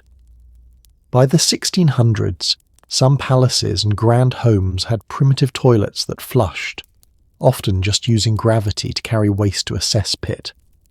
The Palace of Versailles, that symbol of ultimate luxury, actually had terrible sanitation. Despite its grandeur, it had very few toilets, and courtiers often relieved themselves in corners, behind curtains or in the gardens. There's a famous story, possibly apocryphal but illustrative, about guests at Versailles being advised to wear dark-coloured shoes because the floors were often soiled with human waste. The most magnificent palace in Europe, and the floors were covered in filth. The contrast between visual splendour and hygienic reality was stark, but by the early 1700s there were increasing calls for reform. Enlightenment thinkers were beginning to question all traditional authorities, including medical theories about bathing. Voltaire, the famous French philosopher, wrote in 1771 about the absurdity of European hygiene habits. He pointed out that the Romans had maintained clean cities and lived longer, that the Muslim world bathed regularly and seemed healthier, and that perhaps European medical theory was simply wrong. His writings were widely read and contributed to a shift in educated opinion. Cleanliness was increasingly seen as rational, modern, and sophisticated. Filth was increasingly associated with superstition and backwardness. The medical profession was beginning to change too. In 1700, a Dutch physician named Herman Boerhaave, who was one of the most famous medical teachers in Europe, began advocating for cleanliness in hospitals. He taught that clean air, clean bedding, and washing wounds with clean water all improved patient outcomes. His students spread these ideas across Europe. By the mid-1700s, some military organisations were requiring soldiers to bathe regularly. The Prussian army under Frederick the Great implemented hygiene regulations in the 1740s, including requirements for regular washing and clean clothes. The Prussians noticed that clean units had fewer sick soldiers, which meant more effective fighting forces. Sometimes the military adopts good practices before civilians do. But even with all these changes, the majority of Europeans still rarely bathed. The infrastructure wasn't there for most people. The soap was still expensive. The old medical warnings, while less believed by elites, were still common wisdom among ordinary people. Cultural habits changed slowly. A survey of London households in 1750 found that only about 5% had any kind of bathing facility, even a basic tub. The vast majority of Londoners were still washing minimally, maybe hands and face occasionally, but not full bathing. The city's streets were still filthy, though slightly better than medieval times. What was happening in this period, roughly 1500 to 1800, was that the educated elite was slowly changing their views and practices. They were bathing more frequently, building bathrooms, using soap regularly, advocating for cleanliness. But these changes were mostly confined to the upper classes. The gap between rich and poor in terms of hygiene was widening, and crucially, even the reformers didn't fully understand why cleanliness mattered. They knew empirically that it seemed to help, but without germ theory, they couldn't explain the mechanism. Some thought clean air was the key. Some thought it was about balancing bodily fluids. Some just thought it was civilized behavior. But none of them knew about bacteria. The transformation was real but incomplete. By 1800, Europe was cleaner than it had been in 1400, but it was still shockingly dirty by our standards. The real revolution, the one that would transform hygiene completely, required one final piece: understanding what actually caused disease. And that understanding was about to arrive, bringing with it changes more dramatic than anything Europe had seen in 1,000 years. The age of germ theory was coming, and it would change everything. The answer to centuries of suffering arrived not with fanfare, but with frustration. In 1847, a Hungarian doctor named Ignaz Semmelweis noticed something that would haunt him for the rest of his life. In the Vienna General Hospital where he worked, women giving birth in one ward were dying at rates 3 times higher than women in another ward, and he couldn't figure out why. Until one day, a colleague died, and Semmelweis saw the connection that would change medicine forever, even though it would destroy him in the process. Let me tell you this story properly, because it's one of the most important and most tragic in medical history. The Vienna General Hospital had 2 maternity wards. Ward 1 was staffed by doctors and medical students. Ward 2 was staffed by midwives. Women in Ward 1 were dying of childbed fever at rates around 10-15%. Women in Ward 2, about 2-4%. The difference was massive and obvious, but nobody could explain it. Semmelweis tried everything to figure it out. He considered whether the position women gave birth in made a difference. It didn't. He wondered if overcrowding was the issue, but both wards were equally crowded. He even considered whether the priest walking through Ward 1 to deliver last rites was frightening women into illness. Seriously, he tested that theory. Then his colleague Jakob Kolechka died after being accidentally cut by a student's scalpel during an autopsy. Semmelweis attended the autopsy of his friend and noticed that Kolechka's symptoms before death, fever, swelling, pain, were identical to the symptoms of women dying of childbed fever. And suddenly, Semmelweis understood. The doctors and students in Ward 1 were performing autopsies in the morning and then delivering babies in the afternoon, without washing their hands. They were carrying something. He didn't know what, but something, from the cadavers to the living women. The midwives in Ward 2 didn't do autopsies, so they weren't carrying this deadly substance. In May 1847, Semmelweis instituted a new policy. Everyone entering Ward 1 had to wash their hands in a chlorine solution. Not just rinse them, actually scrub them until the smell of the corpses was gone. The results were immediate and dramatic. Within months, the mortality rate in Ward 1 dropped from around 12% to under 2%. 12% to 2%. He was saving hundreds of lives with a simple practice: washing hands. You'd think he'd be celebrated as a hero. You'd think the medical establishment would immediately adopt his practice everywhere. But you'd be wrong. Most doctors were offended by Semmelweis's theory. The implication was that they, educated physicians, were killing their patients through their own uncleanliness. This was insulting. Many refused to believe it. Some actively mocked Semmelweis. The head of the Vienna Medical Society, where Semmelweis presented his findings, essentially told him he was making unfounded claims. Semmelweis grew increasingly frustrated and bitter. He started writing angry letters to doctors who didn't adopt his hand-washing protocol, calling them murderers. He wasn't wrong, but the approach didn't win him support. He lost his position in Vienna, moved to Budapest, and continued advocating for hand-washing with increasing desperation. In 1865, at age 47, Semmelweis suffered what was likely a nervous breakdown. He was committed to an asylum. 2 weeks later, he died, possibly beaten by guards, possibly from an infection from a wound sustained during his commitment. The irony is almost unbearable. The man who discovered how to prevent infection died from an infection in an institution. His ideas wouldn't be widely accepted for another 20 years. 20 years.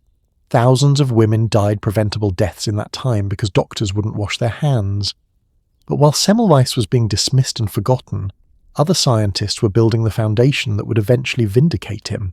In 1857, a French chemist named Louis Pasteur was hired by a brewery to figure out why their wine kept going bad. This seemingly minor commercial problem would lead to one of the greatest scientific revolutions in history. Pasteur discovered that wine spoiled because of microorganisms, tiny living things invisible to the naked eye that fermented the wine in undesirable ways. He showed that heating the wine to a specific temperature killed these organisms and prevented spoiling. This process, which we now call pasteurization, worked for wine, for beer, for milk. But Pasteur realized the implications went far beyond beverages. If tiny organisms could spoil wine, could they also cause disease in humans? He began experimenting, studying anthrax in sheep, rabies in dogs, eventually developing vaccines based on understanding how microorganisms caused illness. In 1862, Pasteur conducted an experiment that would become legendary. He showed that sterilized broth would remain sterile indefinitely if protected from air, but would quickly spoil if exposed to air, because the air carried microorganisms.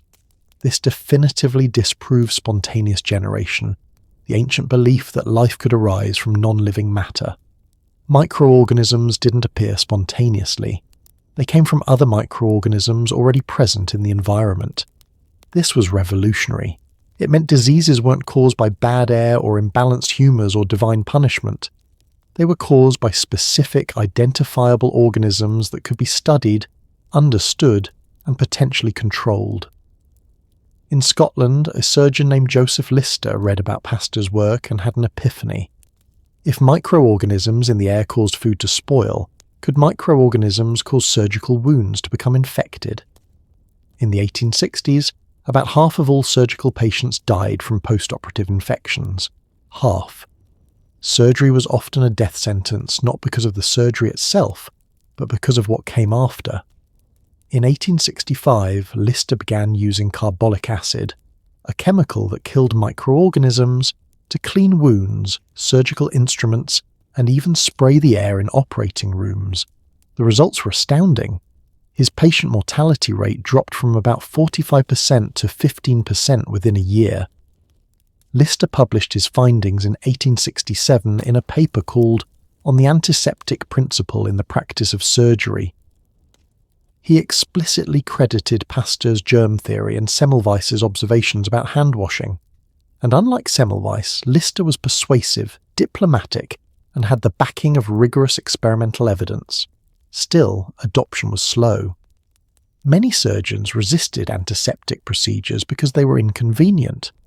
There's a quote from an American surgeon in 1874 saying that Lister's methods were unnecessary and impractical, and that good surgeons don't need such precautions. This surgeon's patients continued dying at high rates while Lister's survived. The breakthrough that convinced the remaining skeptics came from Robert Koch, a German physician who in the 1870s and 1880s developed methods to isolate, grow and study specific bacteria. Koch didn't just prove that germs existed, he identified which specific bacteria caused which specific diseases. In 1882, Koch identified the tuberculosis bacterium. Remember TB, that disease that killed 1 in 4 people in medieval cities? Now humanity could see the actual organism that caused it. In 1883, Koch identified the cholera bacterium. Disease after disease, Koch and his students identified the causative agents. This was proof that couldn't be denied. You could literally look through a microscope and see the tuberculosis bacterium. You could grow it in a culture.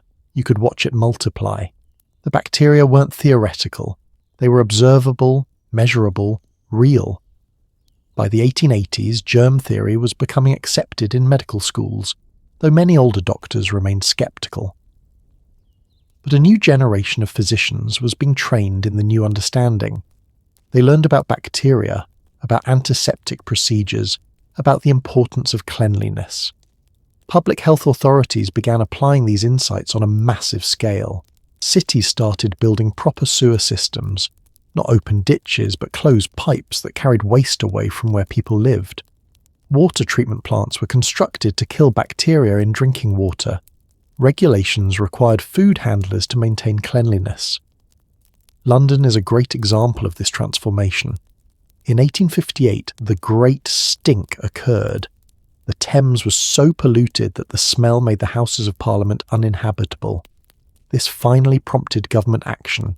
Joseph Bazalgette designed and built a comprehensive sewer system for London, completed in 1875. Within a decade, cholera deaths in London had plummeted. The numbers tell the story. In 1850, infant mortality in London was about 150 deaths per 1,000 live births.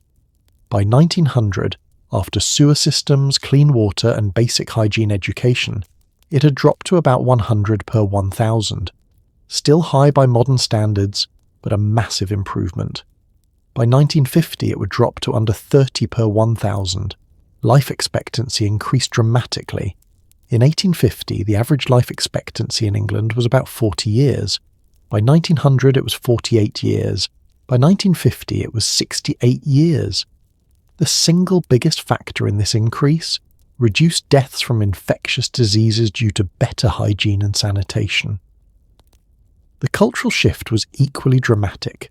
By 1900, bathing regularly was becoming normal, even expected. Soap companies were advertising their products widely. Indoor plumbing was spreading from palaces to middle-class homes. The idea that washing was dangerous had been completely abandoned by mainstream medicine. There's a wonderful advertisement from 1897 for Pears soap, showing a child bathing with the slogan, "Good morning. Have you used Pears soap?" The assumption is that of course you should bathe, and the only question is which soap to use. Compare that to 1,000 years of theology saying bathing was spiritually suspicious. Schools began teaching children about germs and hygiene. There are textbooks from the 1890s with chapters titled The War Against Germs that taught children to wash their hands before meals, to bathe regularly, to keep their homes clean. Within one generation, practices that had been alien to European culture for 1,000 years became basic childhood education. The speed of change once germ theory was accepted is remarkable. In 1850, most doctors didn't believe washing hands mattered. By 1900, medical schools were teaching rigorous antiseptic procedures. In 1850, most people bathed rarely. By 1900, daily bathing was becoming the ideal, even if not everyone could afford it. World War I accelerated these changes. Military doctors insisted on cleanliness in treating wounded soldiers. They'd learned from the Crimean War and the American Civil War, where more soldiers died from disease than from battle wounds. By WWI, field hospitals had sterilization procedures. Soldiers were required to bathe and change clothes regularly, and survival rates were dramatically higher than in previous wars. After the war, returning soldiers brought these habits home. The 1920s saw an explosion in bathroom construction and home plumbing in Western countries. What had been a luxury for the wealthy became an expectation for the middle class. By the 1950s in America, not having a bathroom in your home was considered poverty-level living. The transformation from medieval filth to modern cleanliness took about 70 years once germ theory was established, from roughly 1880 to 1950. 70 years. After thousands of years of living in filth, after centuries of theological justifications and medical warnings, humanity figured out the truth and changed its behavior within 3 generations. But the change wasn't instantaneous or universal. Even in 1900, many rural areas still had minimal hygiene infrastructure. Poverty meant many people couldn't afford soap, clean water, or proper housing, even when they understood the importance. The gap between knowledge and practice remained significant for decades. And in some parts of the world, the transformation is still ongoing. Access to clean water, soap, and sanitation infrastructure remains a challenge in many places today. The basic hygiene revolution that changed Western countries in the late 1800s and early 1900s is still spreading globally. But in the developed world, we've gone so far in the other direction that we've created new problems. We've become almost obsessed with cleanliness in ways that would astound medieval people, and sometimes in ways that cause their own issues. But that's a different story for a different time. For now, we've traced the complete arc, from Roman bathhouses to medieval filth to modern obsession with hygiene. We've seen how infrastructure, religion, medicine, economics, and culture all combined to create a civilization that feared water and embraced filth. And we've seen how scientific understanding finally broke through centuries of accumulated wrong thinking. But there's one more piece to this story. Looking back at this entire journey, from St. Agnes refusing to wash to Semmelweis being destroyed for suggesting doctors wash their hands, what does this bizarre chapter in human history teach us? What can we learn from the fact that an entire civilization convinced itself that bathing was dangerous? Those lessons matter more than you might think, because the patterns that created medieval filth are still with us today, just in different forms, and that's what we need to talk about finally. So what does 1,000 years of refusing to bathe teach us? What can we possibly learn from this bizarre chapter in human history that matters today, in a world where we shower daily and carry hand sanitizer in our pockets? More than you might think. Because the patterns that created medieval filth, the ways humans convince themselves that wrong things are right, those patterns are still with us. They just wear different clothes now. Think about the layers of justification that kept medieval people from bathing. You had medical authorities saying it was dangerous. You had religious leaders saying it was sinful. You had economic structures that made it expensive. You had cultural norms that reinforced it. And you had centuries of accumulated wisdom that made questioning these beliefs seem foolish or dangerous. Each layer reinforced the others. If you questioned the medical advice, you were going against God. If you questioned the theology, you were ignoring the doctors. If you questioned both, well, you were clearly just vain and worldly. The system was self-reinforcing, circular, almost impossible to escape from the inside. And here's what keeps me up at night sometimes. We're doing the same thing right now. Not about bathing, obviously. But there are beliefs we hold, practices we follow, systems we maintain that future generations will look back on with the same confused horror we feel reading about St. Agnes and her 43 years without washing. I don't know what those beliefs are. If I did, I'd already be questioning them. That's the nature of these blind spots. But history suggests they exist. Every generation thinks they've got it figured out. Every generation is wrong about something fundamental. Medieval people weren't stupid. They were operating with incomplete information and flawed frameworks, just like we are. The story of medieval hygiene teaches us to be suspicious of consensus, especially when that consensus benefits certain power structures. Medieval doctors had professional interests in maintaining their theories. The church had theological reasons for its positions. The perfume industry profited from people not bathing. None of this was conspiracy. It was just how incentives aligned to perpetuate a harmful system. Ask yourself, what systems today are similarly self-reinforcing? Where do we have medical advice, cultural norms, economic incentives, and authority figures all pointing in the same direction? And what if that direction is wrong? The story also teaches us about the cost of being right too early. Semmelweis knew the answer. He had the data. He was saving lives, and he was destroyed for it because he threatened the established order. The medical profession couldn't accept that they'd been killing patients through ignorance. It was too threatening to their identity, their authority, their entire worldview. How many Semmelweises are there today shouting into the void about something we're getting fundamentally wrong? And how would we even recognize them when we're all embedded in the same systems that prevent us from seeing clearly? But the story also gives us hope, because change did happen. Eventually. Slowly at first, then faster. Once germ theory provided a new framework for understanding disease, everything shifted. Within 70 years, practices that had persisted for 1,000 years were completely overturned. Humans can change. Societies can learn. We're not doomed to repeat the same mistakes forever, but change requires several things: new information, new frameworks for understanding that information, and enough people willing to challenge the old ways despite the social cost. The other lesson, and this one is important, is about the danger of making suffering meaningful. Medieval Christianity took unavoidable suffering and transformed it into something sacred. If you're going to suffer anyway, telling yourself it's spiritually valuable makes the suffering bearable. That's understandable, even compassionate in a way. But it also meant people stopped trying to reduce suffering. If filth brings you closer to God, why would you try to be clean?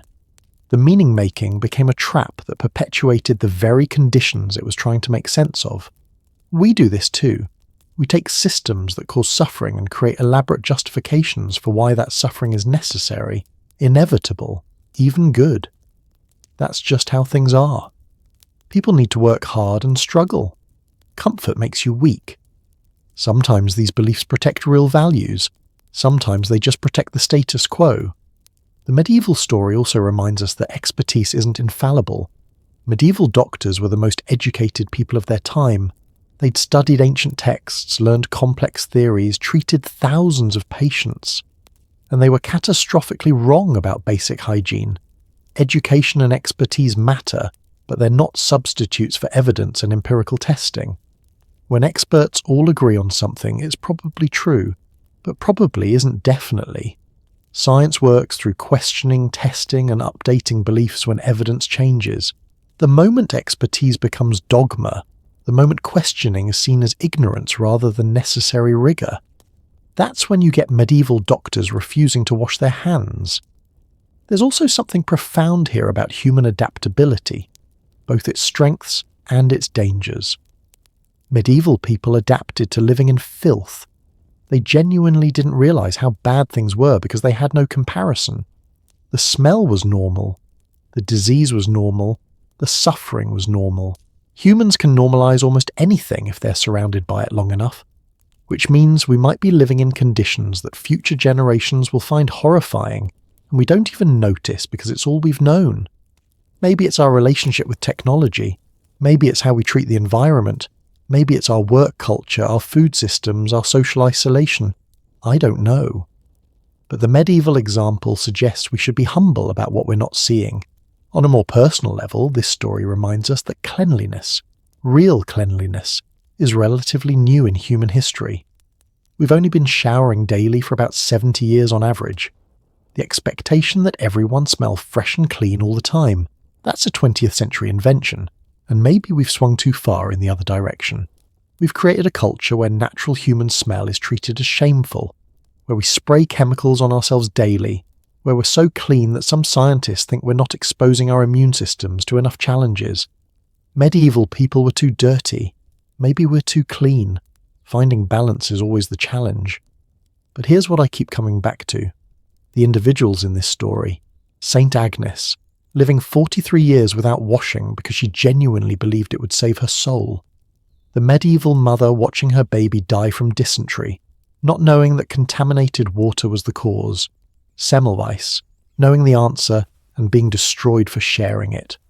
The thousands of women who died in childbirth because doctors wouldn't wash their hands. These weren't characters in a story. They were real people. They suffered real pain. They died real deaths. And almost all of that suffering was preventable. They died because of beliefs that were wrong, systems that were broken, and a collective inability to see what now seems obvious. That breaks my heart, and it should break yours too. Because it reminds us that ideas have consequences. Beliefs shape behaviors. Behaviors determine outcomes.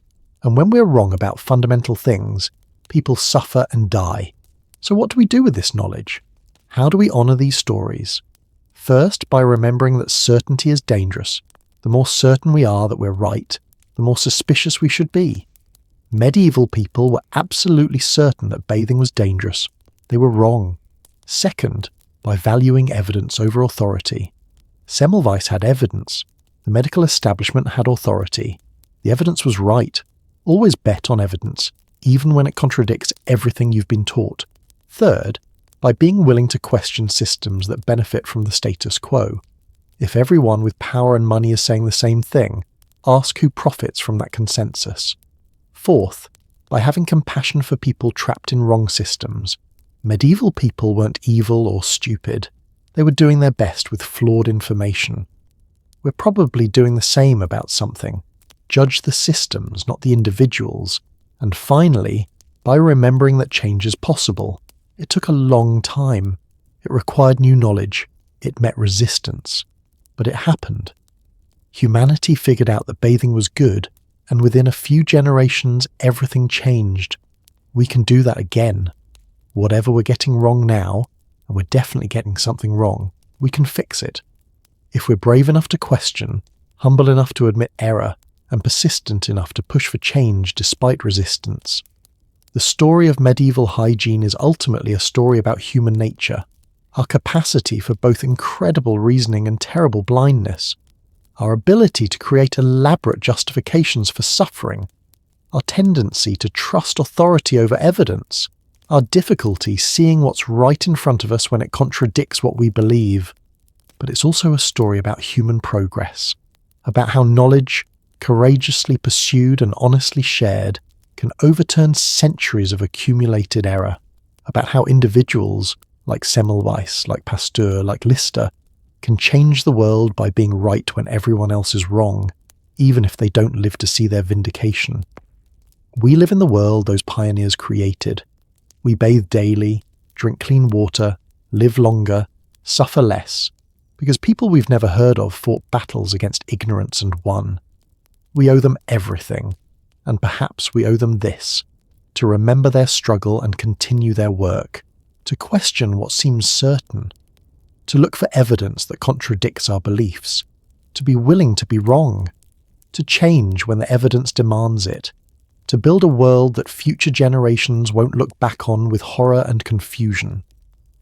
Because somewhere, right now, in some future time, someone might be telling a story about us, about how we believed something that seems crazy to them, about how we suffered needlessly because we couldn't see what was obvious, about how we finally figured it out and changed everything.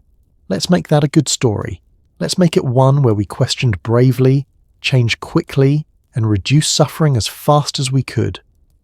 Let's be the generation that figured something out, not the generation that stubbornly clung to being wrong.